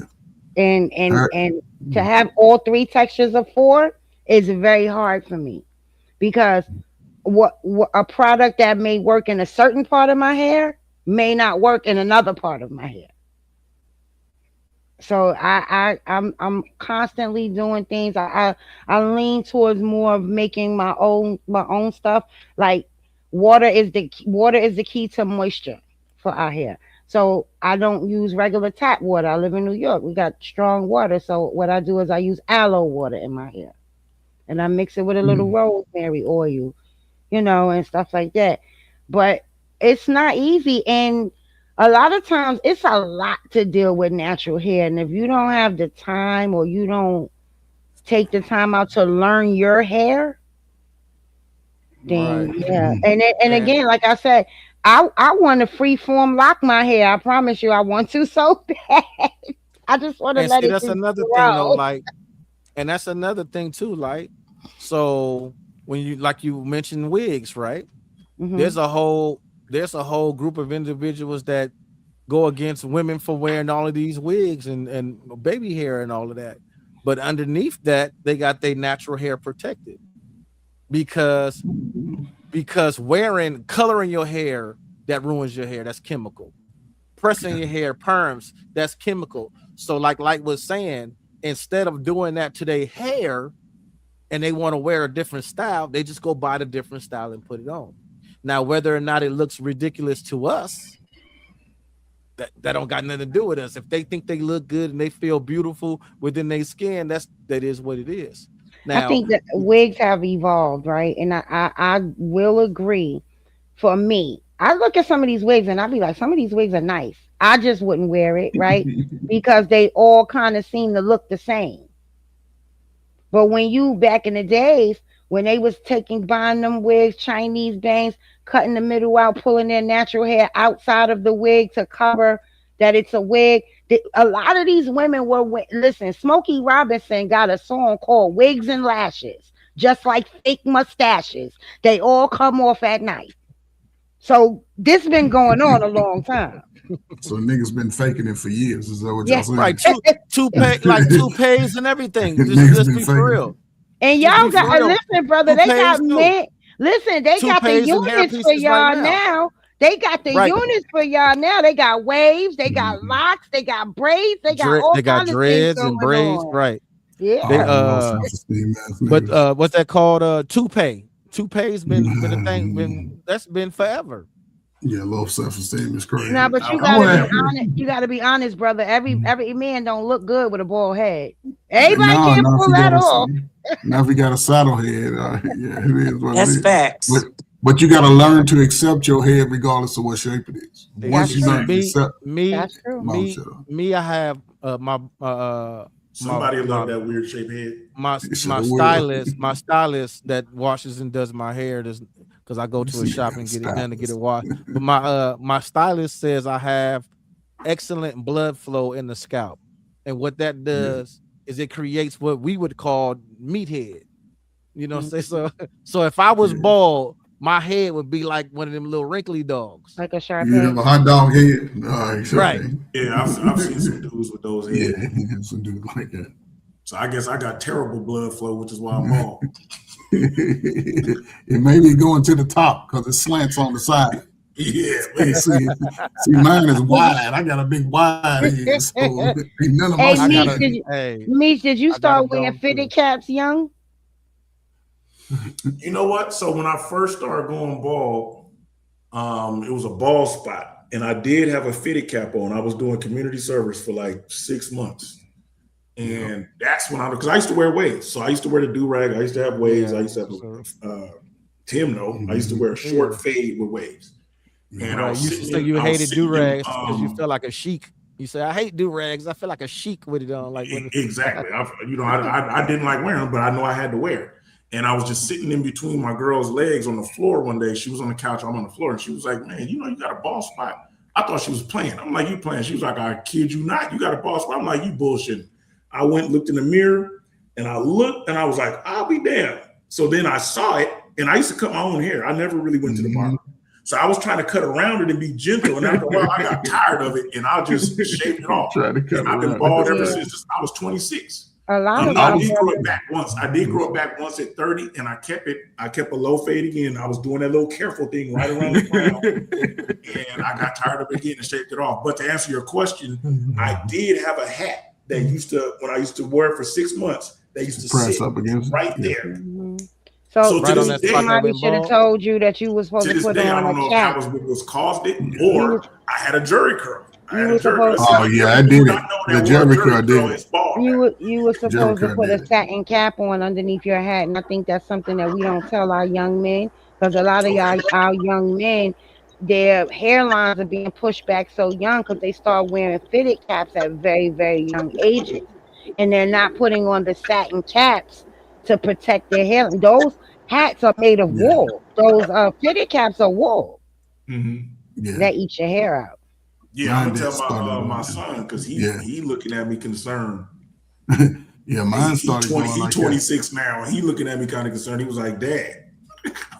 I'm like, sometimes it's just in your genes.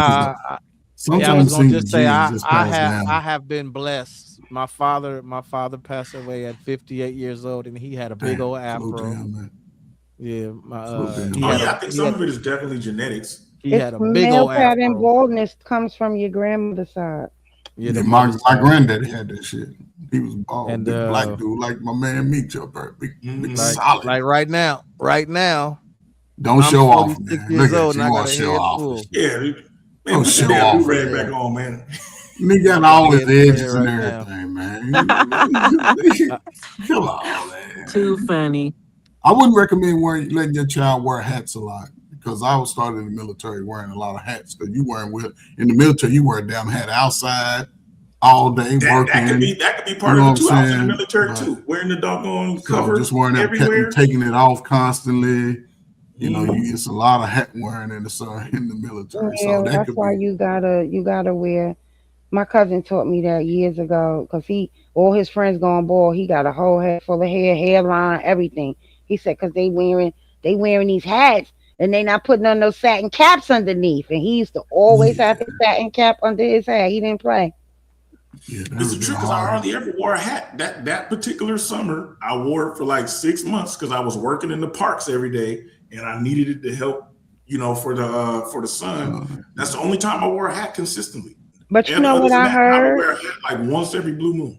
You know what I heard? I heard every time a man treats a woman wrong, God punishes him by pushing his hairline back a little more. Well, yeah, no, my hairline is cool. Is this part? I'm just joking. I was going to say, since Gen X, I know all y'all men. I'm definitely not a Gen X. I'm the same age as you, brother. You Gen X. You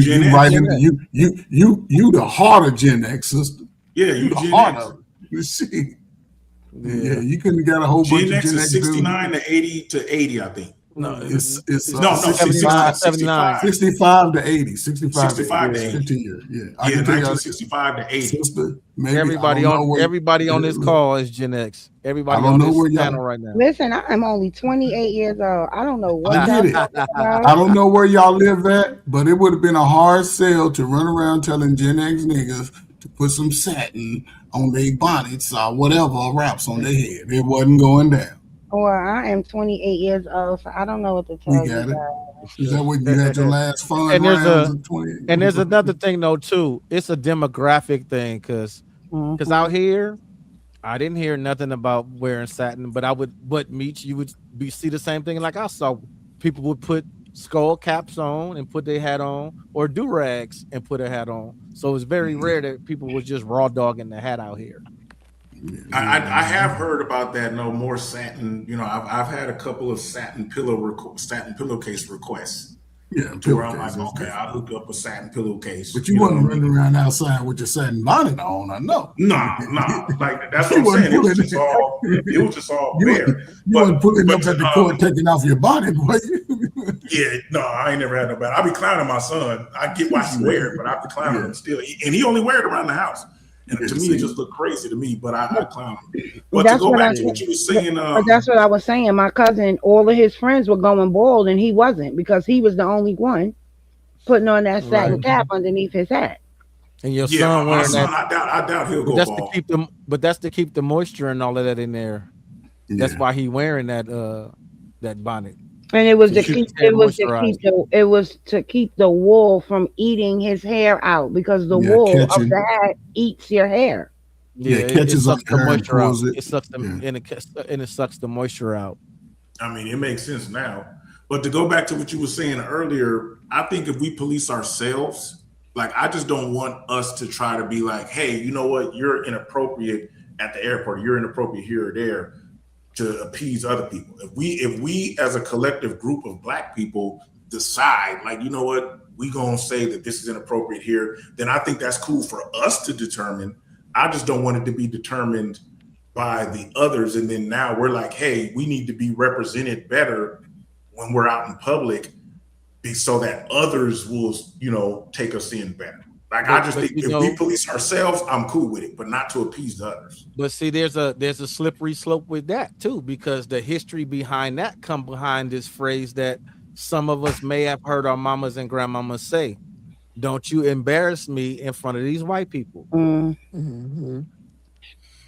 But yeah, I mean, but I think we're slowly but surely, well, actually, a lot came out of that type of mentality. To where, especially these young people now are like, man, I'm just going to do me.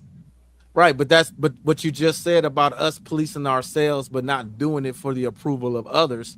That's the history of the approval of others. Is don't embarrass me in front of these white people. Don't go out here looking crazy, because these white people already think that we all gangsters and thugs and criminals and degenerates and all of that. So you dress appropriately so you can show them that we're not what they think we are. Okay, right. But look, now fast forward to what we're saying right now. The generation right now is like, man, screw what they own. I'm gonna wear what I want to wear, which then goes back to what they're still being taught by their parents. They're still being taught. See, look at that. That's Black people stuff. Whenever we see, like, I use the example all the time. When we see Sexy Red, Black people be like, that don't represent us. That's not our culture. That's not us. That don't represent us. But then when the white girl catch me outside, how about that? When she do it, is, oh, look at this white girl trying to be Black. So in one breath, Black people will say, Sexy Red, that don't represent our culture. That's not all of us. They try to push that and perpetuate that like it's all of us. Then the white girl do it. The same Black people that said that's not us will say, look at this white girl trying to be us. So what, you can't have it both ways. But I think that have to do with Ebonics, right? That's like Ebonics. That's like the language, right? Her saying that like that. That's what they mean, right? That's what I would assume. Man, I'm talking about the whole behavior and aesthetics and all of that. Because she went on to be a rapper. And if you put her side by side with like Nicki Minaj or something like that, you almost couldn't tell them apart. She wears bronzer. It makes her skin darker, the whole nine. See, but how many Black people is tuning into that girl doing that? I don't think she got a very big Black fan base. I mean, but regardless, the reason why they called it Black, I ain't never heard nobody say, let me put on some whatever that girl name is. Never. There is a group of us that's considered Black culture for sure, or inward culture. So Meech, that's I can't what they're hear saying. you for some reason. Why is my sound out when you talk? Yeah, can y'all hear me? Yeah, we can. Okay, so Sexy Red is more like inward culture, right? And that's what the Catch Me Outside girl was emulating, was N-word culture. So that's what people were basically saying. Even though they say that's black culture, they were basically saying, oh, she's copying N-word culture. No, that doesn't represent the black culture as a whole. There is a certain group, right? It would be the same as if, because I've heard a couple of, as a matter of fact, what's his name? What's the dude? Randy Moss. Randy Moss, the way he talks reminds me of a redneck dude. The way that he talks. Yeah, the way that Randy Moss talks, if you listen to him talk, he reminds me of a down south country boy redneck. Do you know where he grew up at? Where? West Virginia. I don't know if they every nigga redneck out there, but that's what he sounds like to me when I hear him talk. And now that would be like the equivalent of saying, oh, he's trying to talk white or he's trying to talk redneck. That's a small group of white people that talk like that. You know what I'm saying? Whereas it doesn't represent the whole white culture, but some white people still make it like, oh, he's trying to talk white, even though that they know that that's a small group of them that talk like that. But that's the thing. What you said is interesting. The N-word culture, because most of them see us all as those N-words. Right. They don't differ. Well, I'm not talking about with them. I'm talking about us as a group. We know, just like Chris Rock said, we know that there's a difference between the two within ourselves. Yes, yeah, we know. We know. Yes, I don't know. I just love my people. I don't care. Even like, so I see a lot of women be like, oh, I'm not going to walk past a group of young black boys. I'm going to walk past them and probably say, hello, what's going on with your young fella? You feel what I'm saying? I would be more afraid to walk past a group of YT men than my own men. We failed our young. We failed our young. Gen X, it all went to hell with Gen X. It all went to hell. There was different factors. There was a bunch of different factors in But across the country, there was a lot of factors. Once dope, and Tim hear me talk about this all the time. Once the 80s crack babies were born, shit fell apart. We were those teenagers. It goes before them, because right before that was the heroin era. And before people could get good off of heroin, heroin didn't affect us in the modern future. Heroin didn't affect us like that. Gen X wasn't affected like it. Listen, it had nothing to do with the future. Gen X was so conditioned to be independent. We had no choice. Hold on. It ain't about having a choice. That's just a condition. I know we ain't have a choice. Our parents were saying, hey, go out. I'm going to leave you responsibilities. We had responsibilities that most of these little teenagers now couldn't even, they feel like they living in torture. By the time most people I knew was teenagers, they could do their own laundry, do damn near everything, sign their own report cards, do everything, get to the club, get to the park, didn't have a ride, did all that stuff by themselves. What I'm saying is, but I really disagree with you when you say that. I understand that. What I disagree with you saying about the heroin era is that it absolutely did affect us in the future, right? Because I'm going to tell you why.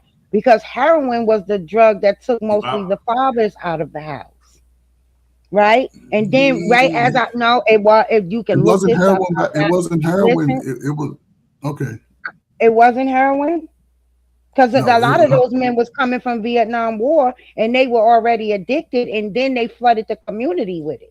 I got a whole video that I made. I did a video essay on it. And before our people could get good off of heroin, just when they were getting good, they were cleaning themselves up. Boom, they hit us with crack immediately. But it wasn't. What I mean is, okay, heroin affected the soldiers, right? The soldiers were using it.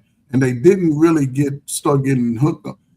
When they got shut out from benefits, when a lot of those people got shut out from the resources that they were affording whites in that time, yes. But also in that time, right, we still had a family unit for the most part. We still had older guys looking out for young guys, older women looking out for young women. We would call out some of the deviant behaviors within our family. And maybe I'm wrong, but I'm saying from where I grew up in a slave state. I wasn't called nigga by nobody white except when I was 12. I slapped a white boy so hard, didn't no white boy ever called me nigga. Only time I heard that type of language was around my own people. So when I was seeing the crack, most Gen X were teenagers selling dope. And those The were the community- children. Those were the children of the dope fiends. Not necessarily. Not necessarily. Well, listen, No. maybe it's a geographical thing. I'm from New York Maybe it City. is. I'm So from New York City. So most of those children, the children of the dope fiends were your crack dealers. but what I'm saying is most people that lived in impoverished areas got into drugs. Most single family homes, young men got into drugs. Most single family home women got hooked into drugs. There was a time when, because again, most black people before the 80s wasn't even getting in trouble like they was trying to push on us. Most of those young men wasn't getting in trouble, wasn't doing degenerate behavior. It was a sector. I don't know where you come from, but that's grew up in, not true New here. York was no different from Chicago, Kentucky, and Los Angeles. I We see mean, what happened. New York is definitely different from those places. Each of those places have their own unique thing. You guys had Cali had gangs. We didn't have gangs here. But Like as far as blood Crips, as far as that type of thing. Now, what I consider the gang, what I consider gangs is crews, right? Which maybe y'all all came from the same block and y'all all stuck together. That would be considered a gang, but most people don't look at it like that. But literally, your heroin addict babies, those children of the heroin addicts became your crack dealers. They became the ones that sold the crack. Those children. Because again, and I'm gonna tell you, I'm gonna prove it to you, because most of my friends died by the age of 16. Most of their parents were on heroin. They were hooked on heroin.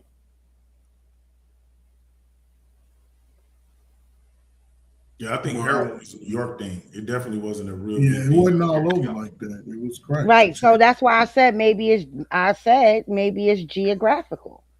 And the history of it here is when once our people was getting themselves together, getting off heroin, next thing you know, they hit us with crack.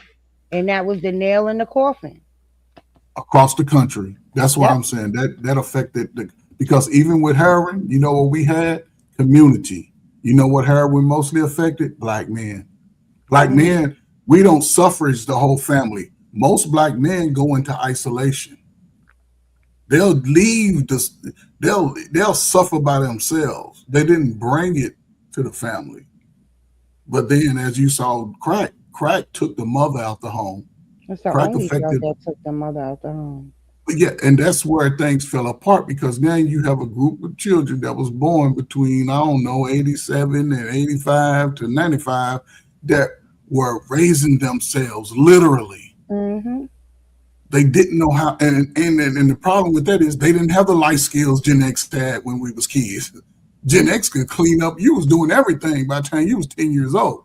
Mm-hmm. A punishment was not going outside. Your mama tell you couldn't go outside till you did your chores, and you learn how to, and you sort of follow that instruction because again, that community sense was there. You like Big Mama would be the one to tell you the truth about how you act. See, Big Mama and women, to me, they didn't necessarily isolate their sons from the father. I'm gonna take you over your daddy's house if you keep acting stupid. I'm gonna call your daddy and let him come whoop your ass. See, but now Gen X, we all was having babies at 17, 18, 19 years old. But then we wasn't following the family concept because society told us what? Go be all you can be. Cosby, go to college, military, get a trade. We all out here running around, but one thing black folk has always done, and I could be wrong because all y'all look like y'all still trying to get it in, is fuck. Niggas will have sex. I don't care what you're talking about. We trying to hold on to that purpose. I mean, that's one of the purposes of us being on Earth. Ain't nothing wrong with that. Ain't nothing wrong with that. However, when we create a child, we don't allow that relationship, regardless of how people. That I just use me and yourself as an example. We meet each other on Friday, just like us. We like each other. Next Friday, we make a baby. We don't know it yet, but the baby here. The fact that we ain't even in a relationship, it's more than likely you will isolate me from my child because of how you feel. Oh, You see what I'm saying? or is it more than likely you'll walk away? Yeah, I'll walk away because I was just having sex like you. Now, here's the thing. I want my child without you. Yeah, Most but not women all the don't do time. that. Not No, all the no. time. Most women don't allow those men to have a relationship when it's I needed. wouldn't say most women, brother. You would be Most. wrong. And Okay, I'm gonna well, say that. most. So then I can't. Because I'm gonna say I would be wrong if I say most men would walk away from Yeah, that most men. situation, right? I'm not gonna say most men. I would be wrong. So for you to say most women, you would be wrong. I'm gonna tell you why. Because you don't know most women. I don't have to know most women. I can look at what the reality is in the And so statistic. now the reality on my end is I've seen a lot of men walk away. I've seen the boys of this generation be better fathers, more active fathers than the men of my generation. So the men of your generation, right? Were they teenagers on teenagers having babies? And a lot of them teenagers that were having the babies end up dead in a coffin or in jail before their baby could even be 1 year old or 2 years old. Okay, so you prove a lot of men don't walk away by default. Yeah, Most black men don't I'm walk gonna away. bring you on my show because we're not gonna do this on Timothy. Or Timothy is we gonna have Yeah, him I don't on know when we have do nobody part for it. 2. We could do this on my show because to put this on women is really I I'm not don't putting it know on women. why y'all do that all the No, I'm time. Talking not about putting it women on are women. keeping That's these not what I men heard. away from. Of course, you never hear what was said. You hear what you hear. Really? That's what we're doing? Shut up, Women hear what Misha. they hear. I have no Women dog hear in the what fight. I'm just saying that I didn't hear him putting it on women. He did. He just said most women. He literally just said, hold on, Hey, Timothy. y'all He don't make me literally get just my said, belt. he Get your literally belt, just Tina. said Get your most belt. women Spank isolate her, their please. children from their fathers. You didn't hear him say that? Well, let me Yeah, I say heard him say something. that. But I Let didn't me hear, take I a. didn't hear that's I'm not sorry. saying that the issue was all on women. Right. But Ma'am, listen. he's I'll take correcting most out himself of and it. saying I'll take something. listen. I could go No, with because if you're affected, I'll take most out of it and say no, I'm some. not affected. I'll say about 50-50, right? 50-50 of people walk away, 50 people are isolated. Then I don't know if you really look at, you know what I'm saying, but there's I actually know you there's a can lot of Google it. men that walk away. It's a lot of men who actually don't even know they have a child. Their child's been pushed on somebody else because the man That's true that too. was actually the father, he wasn't living up to the billing from the beginning. But the dude, this hard worker, Mr. Meeks, go to work every day, I got his mean, I little could truck agree to business. say But again, that affects the next generation of men and women because we're seeing the behaviors getting. It's a little more crazy. Y'all couldn't imagine doing some of the shit these kids are doing around y'all grandparents and parents. Ain't no And the way. difference between that and then and now is that technology didn't got that out the way because the DNA test is something they didn't have back then. So it was easier back then to be like, you know, to pin a baby on somebody else. It was easier to do that then than it is now because they got DNA tests and stuff like that. Mm-hmm. So Yeah, that culture has changed because of DNA tests and stuff like but the that. study is most recent in the last 4 or 5 years, though. So this is a study that's happened most, and this is what we DNA got has states. done. We got states like Tennessee that's trying to make those corrections by making it mandated to have men DNA. take DNA tests Yeah, before they even sign birth certificates. yeah, I agree with that. Oh man, I just looked at the time. We've been in here about 2 hours. I think that's why Light fell off because she on the East Coast, so it's late for her. Yeah, I'm 23. What time? Oh yeah, it's 11. Yeah, it's 11:23. Y'all So workers got to go to work. yeah, we've been rocking. Yeah, we've been rocking for 2 hours. I appreciate everybody that came up on the panel. A lot of people had dropped off. Oh, Light's coming back. Yeah, I was just saying we've been on a one thing I was gonna say, like, is my personal experience. I haven't been isolated from my kids. what happened? Yeah, I have 3. You know, unfortunately, I Oh, have I 3. think she having issues with sound, like because that's what happened to Nia. Nia sound, she dropped off because Yeah, she YouTube texted been acting. I mean, I think StreamYard been acting funny because somebody else was having maybe they on echo. some weird stuff. But like, yeah, like I have, you know, this isn't what I wanted for myself, but I have, you know, kids with 3 different mothers, right? 2 of them were wives, but I have kids with 3 different mothers, and luckily for me, I haven't been isolated from none of them. Like all That's of them, good we shit. had a good co-parenting relationship for the most part. Maybe not the first one as much. It was a little turbulent in the beginning, but but my last 2 kids, their mothers, yeah, we've been good. You know what I noticed though, Meech, in my own personal life experience?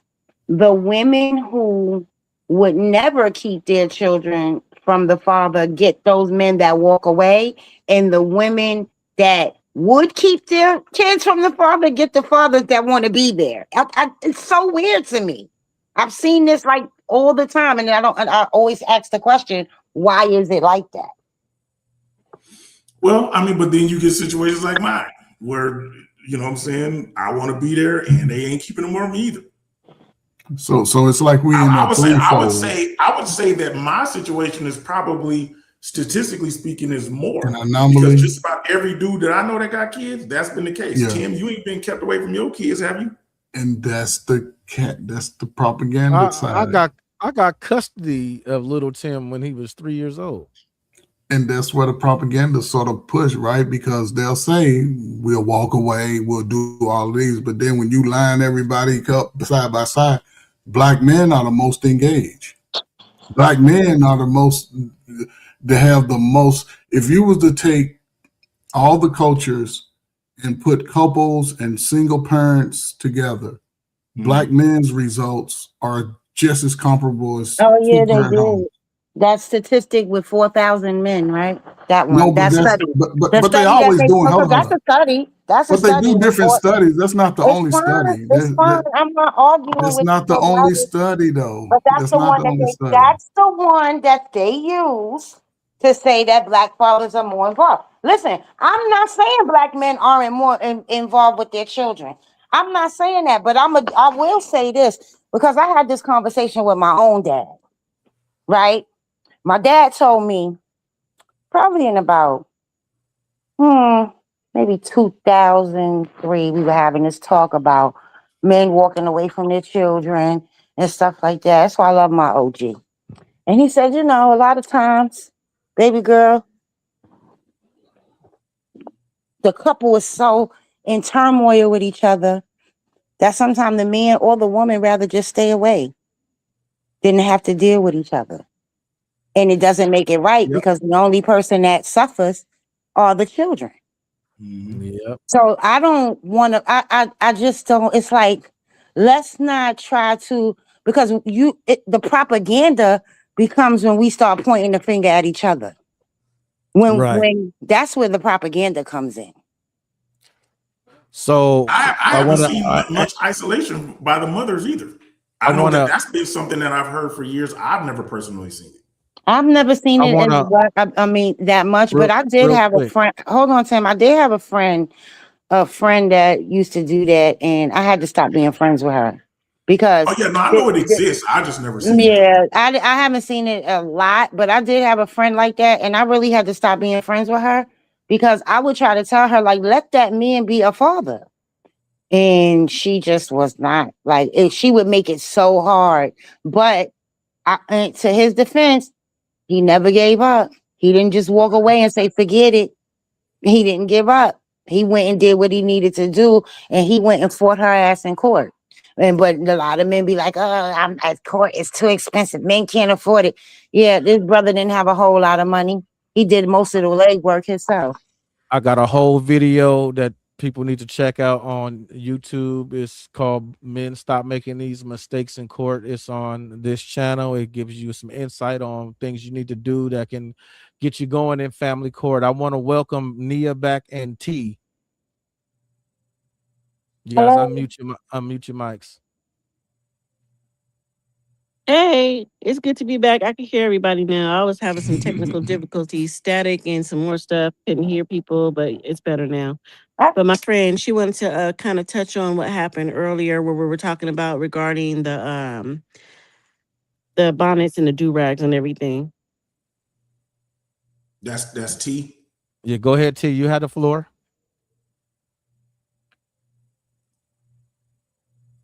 Is her sound not working?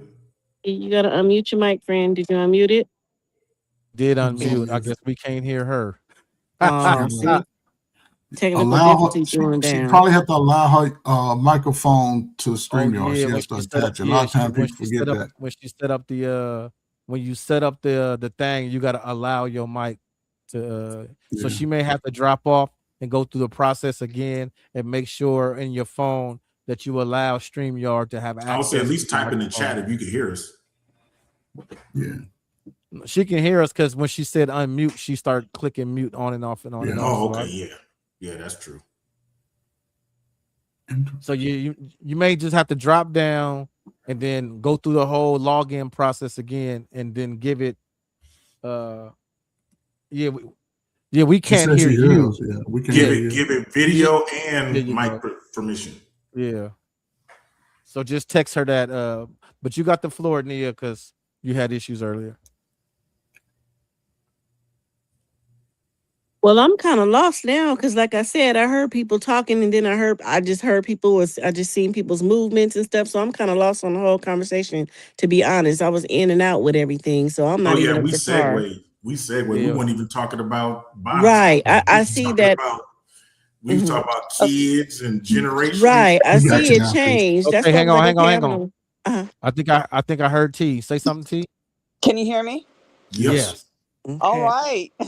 How's everybody doing? All right. How's it going? Well, thank you. I'm blessed. Thank you.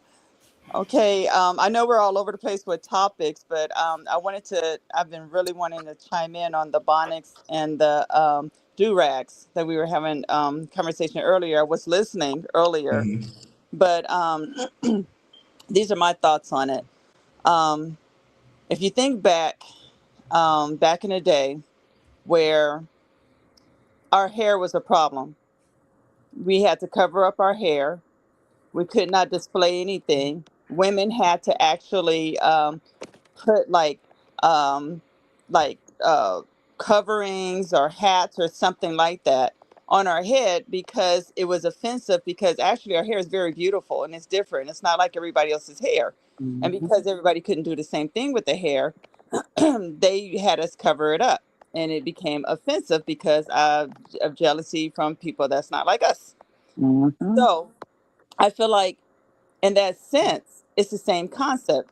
You know, they ended up taking that idea and they started wearing the hats and the, wrapping up their hair the same as ours, because what did we start doing? Putting jewels in it and making it look sophisticated. And they're like, oh, wait a minute. Now they're making that look sophisticated. I want to do that too. Okay, now let's go to the bonnets and the durags. Okay, with the bonnets and the durags, okay, I understand they are protective styles, but we make everything look good, right? And so with the bonnets and the durags, we display that, but we're not simple. We also make it look fashionable, And then when we wear that, people tend to have a tendency to make it seem like it's something terrible. Like, oh my gosh, look, they just got out the bed and they just wiped their eyes and they just walked out on the street. Sometimes people are just protecting their hair. Now, sometimes it does look like they just woke up out of the bed. It's all on how you display yourself. Some women, they have certain bonnets that they wear and, and they put the little twist on it and, make it look real fashionable or whatnot. The point I'm trying to make is they tell us that we should not be walking out in public looking like that. It looks a mess. We shouldn't do that. It looked like we woke up and got out of bed with it.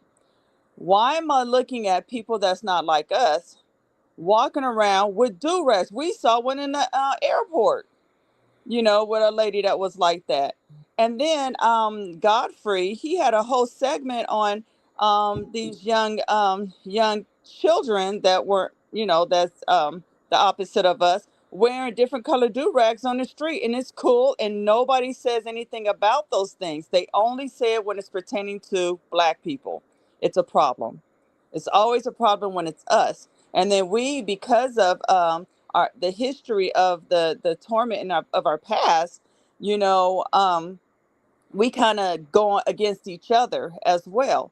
So I kind of can see both sides. I can see to where it can look kind of, tacky, but, depending on where you're wearing it or how you're wearing it or whatnot. And then on the other hand, it could just be fashion or somebody, just kind of want to go to the store or whatever, and it doesn't look tacky, but we automatically think that it looks tacky based on the stereotype that people have portrayed on us, if that makes sense. I'm trying to explain it as much as I can.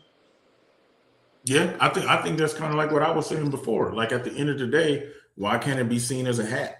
But I think it's mainly because we know what it's used for. It's used to protect. It's used, it's not used for style. Even though we make it cool and we make it style, make it more style, the history of why its initial purpose is why it's frowned upon. And I say, like, hey, like let it, let's try to ignore what its original intention and just let it be what it is, right? As long as it's stylish. Like now when you come up with the whole uniform, kind of like I don't know if it was Light who was explaining or Nia who was explaining. Someone was explaining that they had like the bathrobe, the slippers, the bonnet.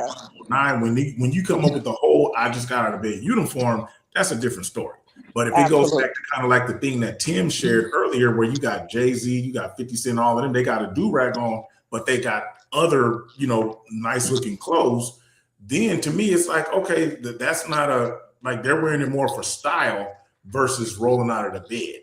Absolutely. You kind of explained it a little bit better than I could. Wonderful. Same page. So if y'all can see what I got on the screen, it goes to what T was saying. These people are out wearing pajamas, house shoes, and all of that. Is that Martha Stewart? Yes. They are not the face of this argument that we're having. Of that franchise. You see what I'm saying? They are not the face of it.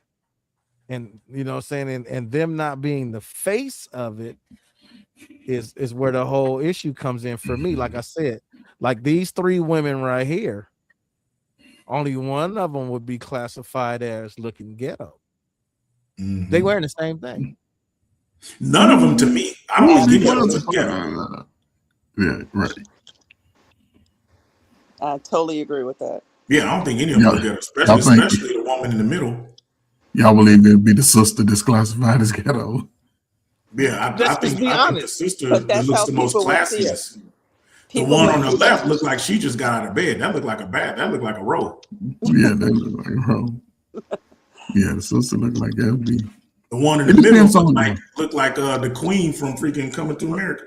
And that's the culture. Did you that say the sister looked like Bambi, or am I hearing things? No, I said the sister in the middle looked like the queen from Coming to America. Oh, I thought you said she looked like Bambi. I was like, what? Okay. Sorry. But this goes to what I was talking about as far as culture go. When we look at this, we look at the sister in the middle and we see royalty, we see beauty, we see us, we see a reflection from us. And then when we see the other people doing it, it's like, well, what the hell they doing? Right. The one like Meech said, the one on the far left looked like she's wearing a robe and just got out the shower. Exactly. She looked like she just got out the shower. Agreed. The one on the far right, that does look like a dress or a blouse, but then it just don't sit the same because of the culture that I keep saying that it's attached to. And remember how I explained earlier how both of the white chicks got a little bit of hair exposed, and that kind of changes the nature of how. Remember I said if the black women, if they had hair exposed, that one that you showed in the classroom, it's like if she had hair exposed, now that changes. Now it's more of a hat than a bonnet. Exactly. Okay, and then think about this as well. The fact that we see it as the black queen in the middle. That's what she would look like for us. But most people, because of the programming that was programmed by people that are not like us, they will see the opposite. They will see the one in the middle as ghetto, and they would see the other two women as, oh my gosh, that's stylish. That looks really good on them. And we see the opposite. And then some of our people, because of internal racism, we see the black woman as, oh, that's ghetto. She must be from the hood. And I totally agree. I think she looked royal. You know what I mean?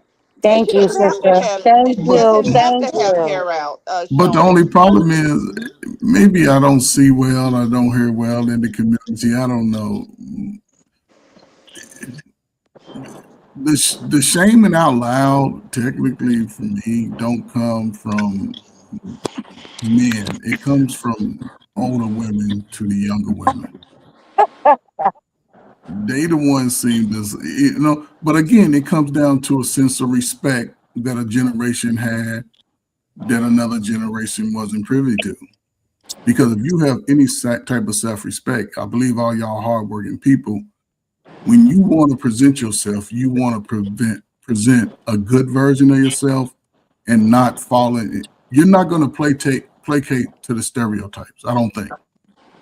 Yeah. I don't think most people would want to do that, but again, maybe this society is moving in their feelings, and I get it. Everybody's in their feelings, but you don't fare well when you start moving like that.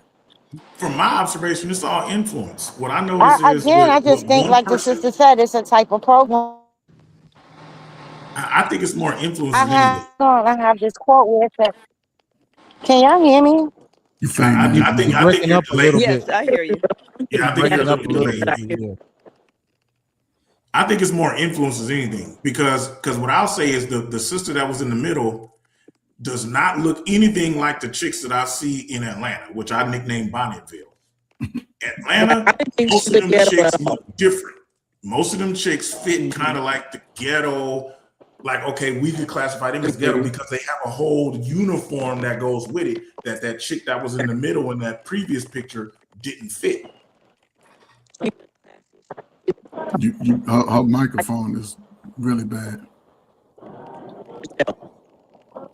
Yeah, see, the women that I see in Atlanta when they wearing their bonnets and all that, they don't look like the chick in the middle. No, because she's dressing it up, and exactly this shows a different type of elegance. You use the perfect word. She's dressing it up. The chicks that I see in Atlanta, not all of them, of course, but the majority of them, because I was mesmerized myself. I was like, dang, this is like what they do. They was more dressing it down.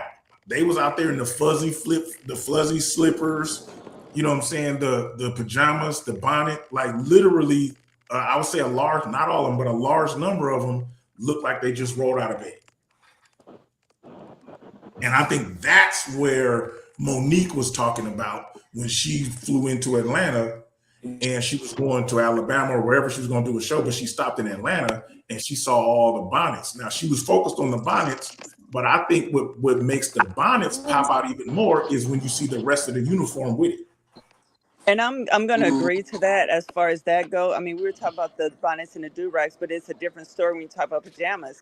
If we were on the topic of wearing pajamas, then for sure, because I feel personally, to me, it doesn't look appropriate to walk out in fuzzy slippers and pajamas. And that's what this image. That's what So this I image do agree with now. that point. So the image that's on the screen now is and if you look close, Meech, she got her hair hanging out they both got hair coming out the bottom of the wraps. But the one in the pink is wearing pajamas and a bonnet, and the one on the right is wearing a jean skirt and a scarf. And I'm willing to bet anything that the one in the pajamas got on some fuzzy slippers, and the one in the other one probably got on some flip flops or something like that. And I think that's where we start.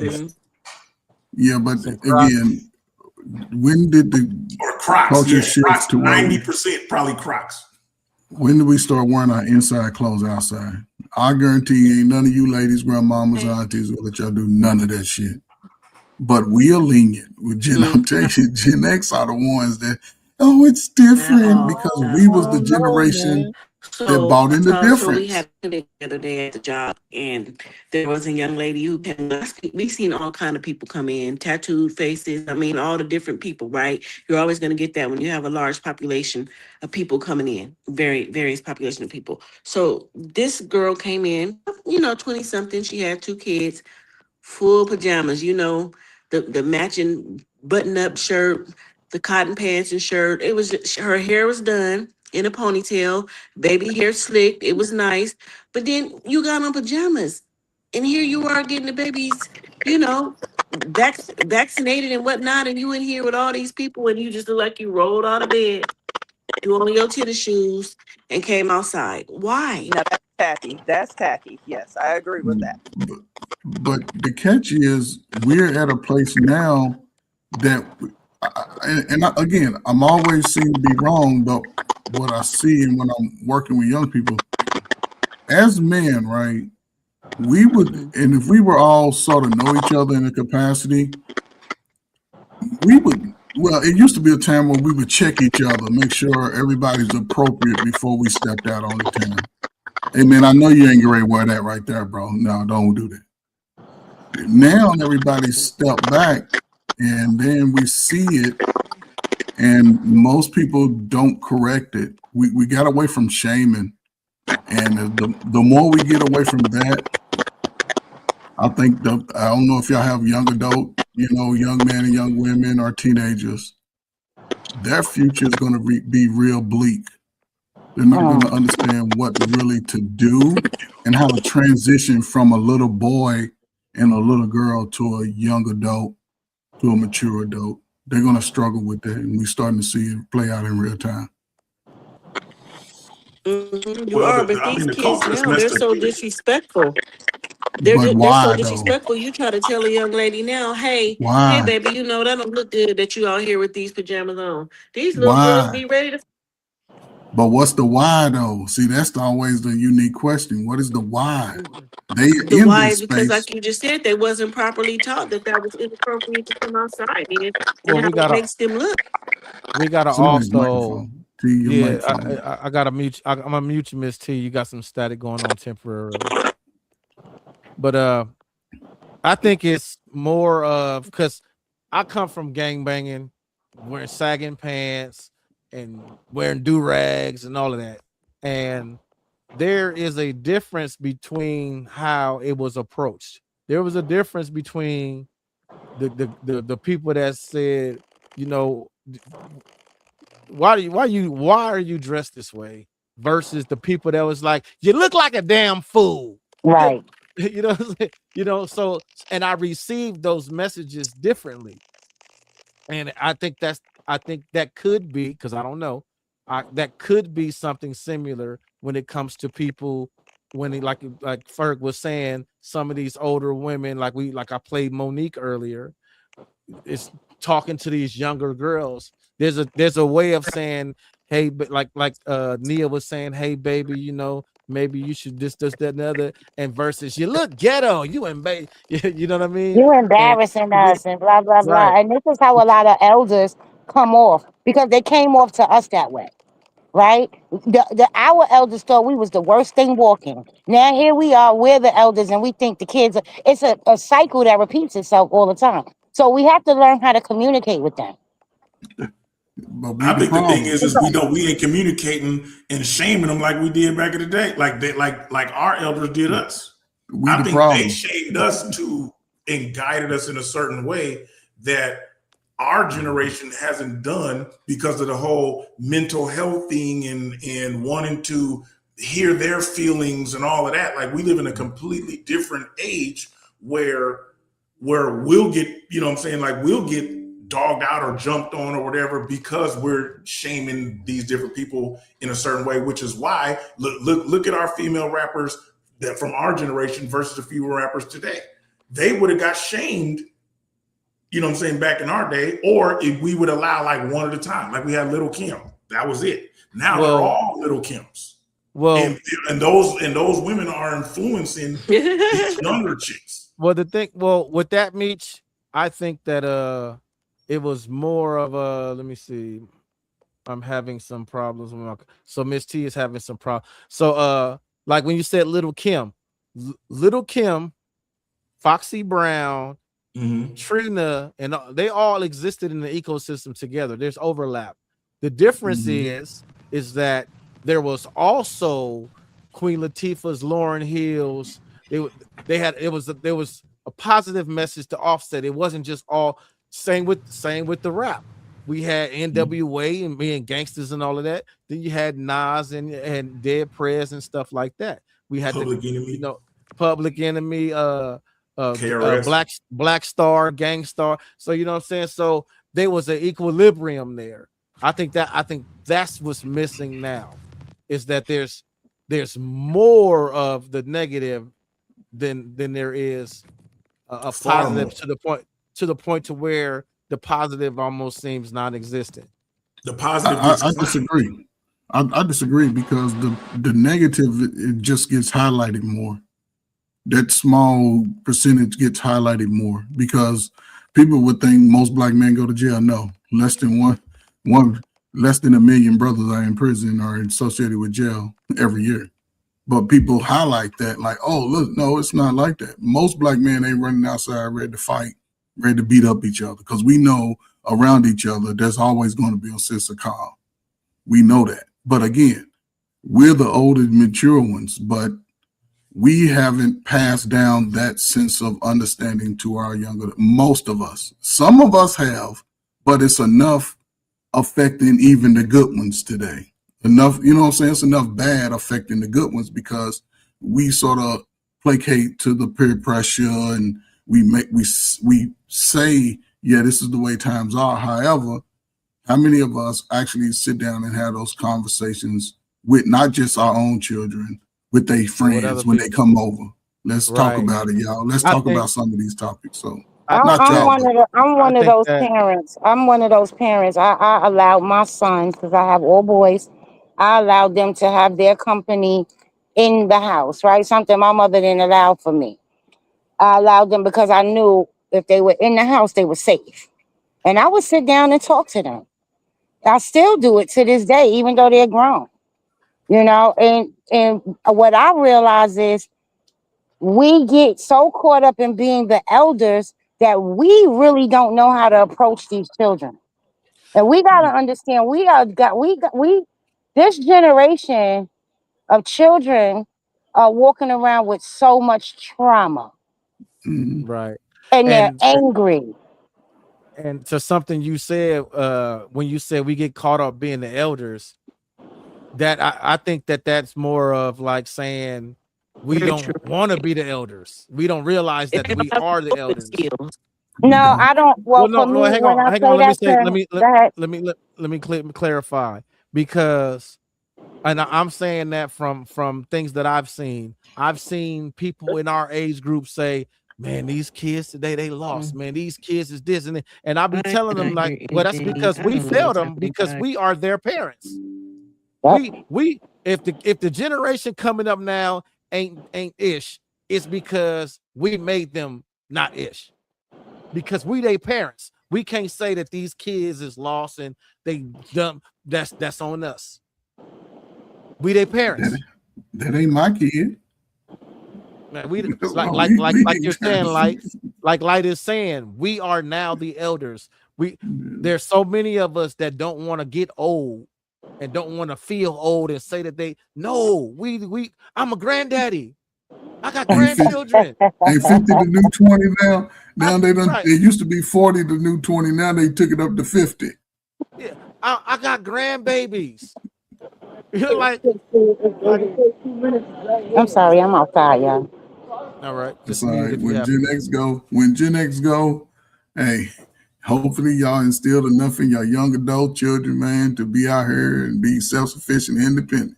Because when we go, no telling where our community may go, because these younger folk are not even trying to be in a family together.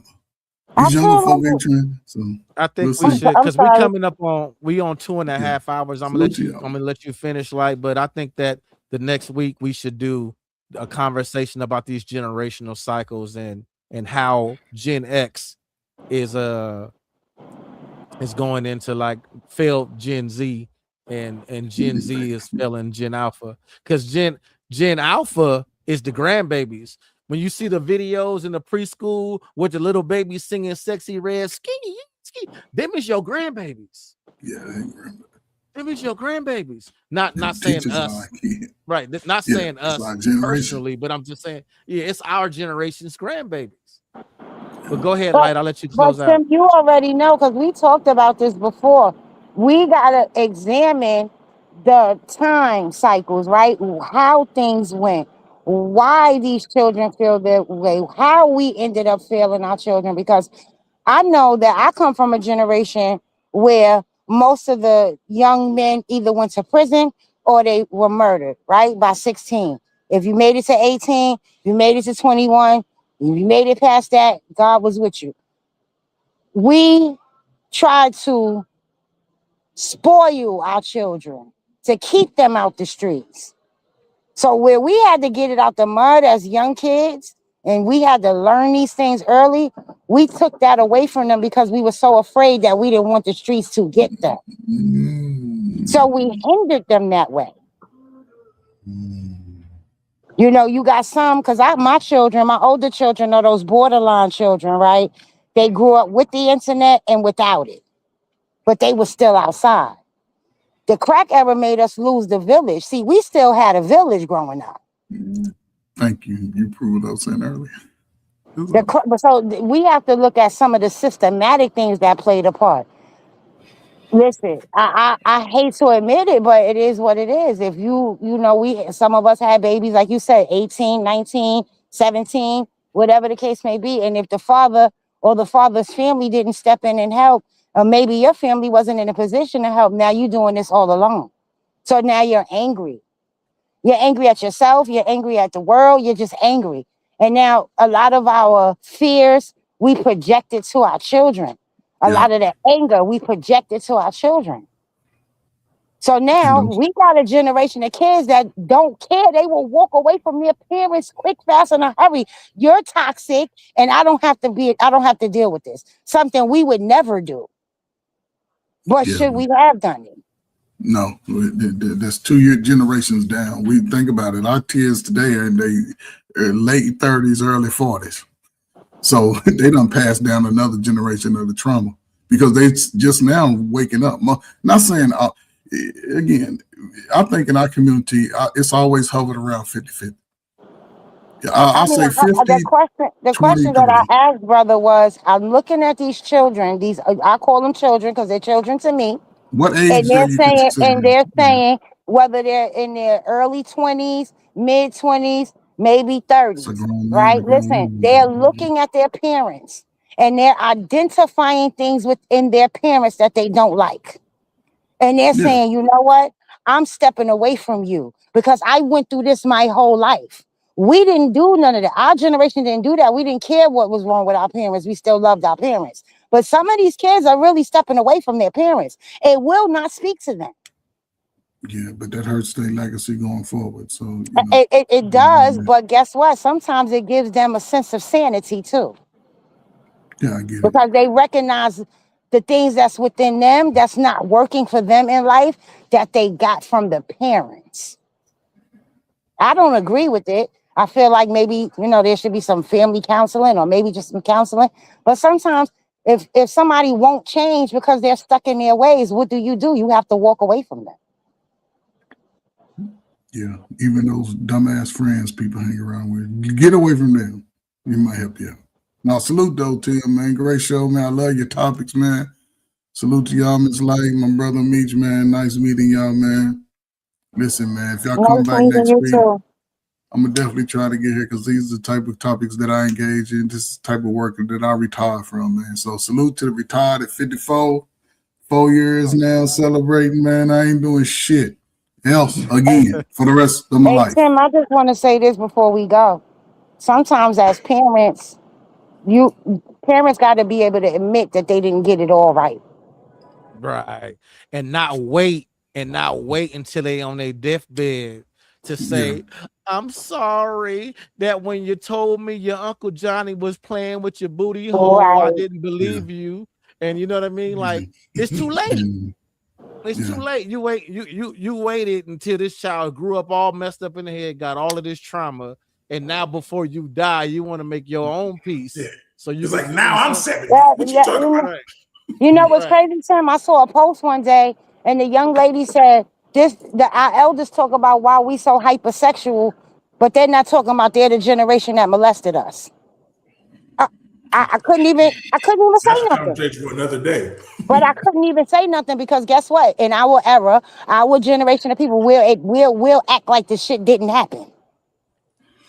Yeah, listen, I don't know. Y'all fathers, I don't know. I've never seen it where fathers-led homes allow these type of behaviors to take place in their own home. Unless Some of the fathers were doing it. Yeah, but it was a very small number. Again, it's a very small number of men that move like that with their own children. You With their can't own say children. that because we don't Okay. know. Most We black don't men ain't know. molesting their children, so We even don't know a that. large We number. don't Okay. know that, but a good portion of them did. No, Uncles no. did. Cousins did. Uncles Family and friends cousins is not the did. father. Yeah, that's not But the the father. fathers would be in the home. I got a story that I could tell you about a father who got both his daughters pregnant, and the community blamed them girls thinking that they was fresh and fast, but whole time it was their father. I agree with you. Like that. We don't know. This is when I was a teenager. I agree with you like that. We don't know, but I wouldn't think that it's a high number. And No, I think that we would not like to think that, right? But it I happens. don't think it's a high number. Men, like any men of any race, molesting their own kid, I don't think it's a high number. When we get to that conversation, and when I say high number, I mean percentage. I'm not talking about, and that's what I'm talking about. It may be a 20,000 dads who did it, which is a high number. But when you put that per towards, capita, 150 men, like I don't like percentage wise, it's not high. Yeah, I don't know. Yeah. I don't know because I Which didn't is true. know. We don't know. What I didn't know was that 60% of our girls get raped or molested, or molested or both by the age of 18. I didn't know that percentage was so high until they came out with the statistics. And it's usually by a family member or somebody that's close. Yes, So some of us did a piss poor job at protecting our children from this type of thing. And what we do, and we don't like to have the uncomfortable conversations. And we don't like to admit when things are uncomfortable. And that's the truth. No, I don't mind admitting when things are uncomfortable. I get it as a group. We probably don't like to. Most people don't have those up to uncomfortable. 60%. I highly doubt that the majority of them was their dads. I didn't say that. I never said that. I said No. I know you didn't say that. right. I'm just saying. Okay. I'm just saying towards to the high percentage, like trying to say like, oh yeah, there's a lot of dads who's doing it. I'm saying I don't think that there's a large percentage of dads who are the ones who's molesting their own seed. It'd be uncles, cousins, people like that. People Uncles, that know the cousins, family I would say close. that, but I'm just saying. Yeah, but not like, the biological father. Of course, I don't know. I mean, we come from a people who the whole family knew Uncle James had a fucking problem and still let him be around the kids, men, women included. Okay, So but that's not dads. We're talking about dads. It doesn't matter if you're a man in a family, if you're a woman in a family, man or woman, it is your job to protect the children of that family. So if Uncle Tom know and Uncle Blue know, then he is as complicit in it because nobody got rid of Uncle James. You and I are talking about two different things. No, I'm not. Yes, we are. I'm not. We are talking about two different things. I'm talking about your comment about a lot of dads. I'm on dads. Okay, I know you on You're that, talking but that's about where you're stuck protection at. and who But that's where you stuck at because guess what? If my father knew his brother was a child toucher, and my father didn't do anything, even though he may not have touched me, then he is a part of the problem as well. We're talking about two different things. No, I'm talking about percentages of dads molesting their you want to stick to that because it's uncomfortable. That's what I'm talking about. No, but you want to stick to that because it's uncomfortable. No, I'm not saying no, I want to it's stick very there because it's uncomfortable. and I get it. No, I get it. But guarantee, neither one of us know how many fathers have done this. No. Neither one of us know how many fathers have done this. That's what we're talking about. I'm just saying that I was still talking about the dads things. Now, if you want to segue into that, I'm cool to talk about that. We can talk about that. That's a completely different thing. It doesn't change the fact that we're talking about two different things. And again, I'm going to say this again. Again, it's uncomfortable, and I get it. But just like I said, we don't know how many fathers were capable of doing it. And I agreed. So to say you don't know how large of a percentage it was, that doesn't matter. Just know that it happens, and it happens more often than we think. And that's where I said what I said. And if you just leave the whole it happens more often than we think, because we don't know how often it happens. And I don't think that So we there could would just be an leave it at we don't accurate. know. I And we don't. could Th- and we could leave it at that is I wrong. know we can leave it at that because Should it's an intervene. uncomfortable conversation. Just like I said, we Not for don't want to me. have the uncomfortable conversation. Not for me. It's not. Uncles and anyone, any man in any family that knows that any family member, cousin, uncle, whoever is doing something should definitely intervene. It's not uncomfortable. I just like to talk and address one subject at a time. Can I ask the sister this question? This is my last question, man. I'm gonna go. So, sister, you think if you was to say out of 100, what percentage do you think of fathers have perpetuated this type of behavior? Out of 100 fathers, so I would say I would give maybe 10 to 15. I wouldn't give it a whole large percentage. Huh? When I Googled it, it says there's no definitive percentage of fathers who actually engage I know. in it. I said that because you know why? Most people don't report it. So they would never have an accurate statistic because most people don't report these type of things. But most of people these do, things like are swept under the rug. But most people, like you do, are saying, as you did, you said that most people are coming out now, right? But even in as those people get older and they start self-reporting, they're still not reporting the cases where it's the father. It's typically a close relative, uncle, family friend on either side. It can be on the mother side, it can be on the father side. Right. Those people who are close to the family, it's typically a close family friend or relative, not the parents. Most parents don't do it to their own. Stepdaddy could be, but it's not his biological child. Man, there's so many people right now on the internet talking about. You got a young lady who talked about how her mother. You got young men on this show called Trap Anonymous, how their mothers did this stuff to them. Yeah, as well. That's what we don't talk about. So to act like it didn't happen.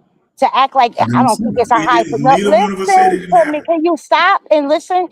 To act like this stuff doesn't happen, and just because we are not aware of the numbers, doesn't mean that this stuff wasn't happening. And all of this came about No one ever from said it me wasn't. saying this. All of oh my God. Okay, y'all got it.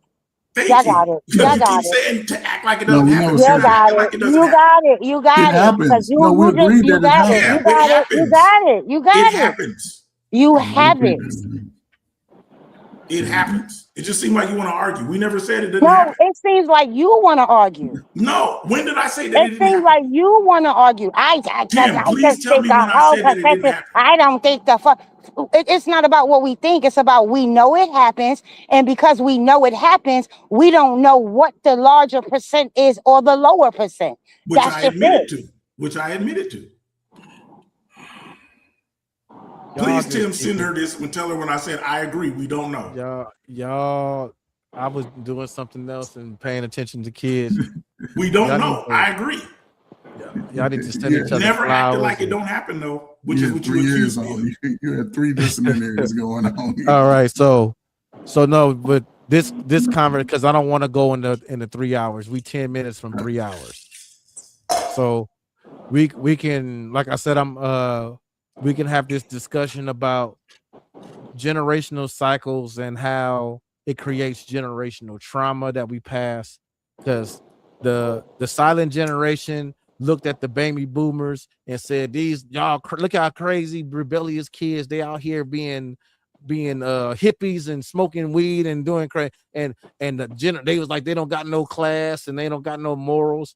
Then them same hippies got older and looked at their kids, Gen X, and was like, look how crazy they are. They out here smoking weed and making crazy music and all. Right. And now here we go. And now here we are doing the same thing. Exactly.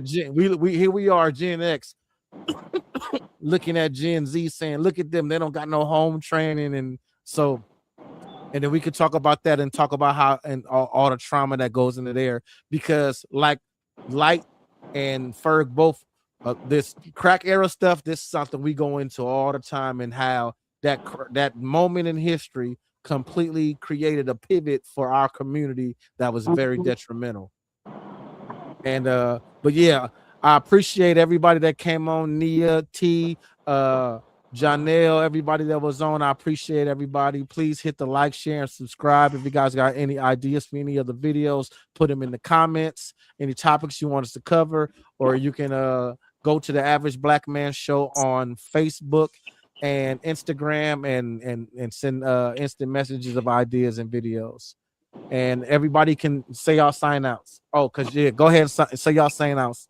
Sign outs. Go ahead, meet you first, and just go around. I ain't got no sign out. Just catch me next week on the show. Catch me next week. I ain't got no social medias like that. All right, Ferg, you go ahead. I mean, salute to you, man. Appreciate you stopping by some Thursdays, man. I've been doing that little show now, but a little bit over a year, and it's pretty much about self-help, how to get your mind right, how to get everything right. We talk about everything from finances to home ownership, man. So again, man, you can check it out on Coach Ferg on YouTube, just Coach Ferg on YouTube. And we do it every Thursday at 8 o'clock, man. So salute to you, brother, for stopping through, man.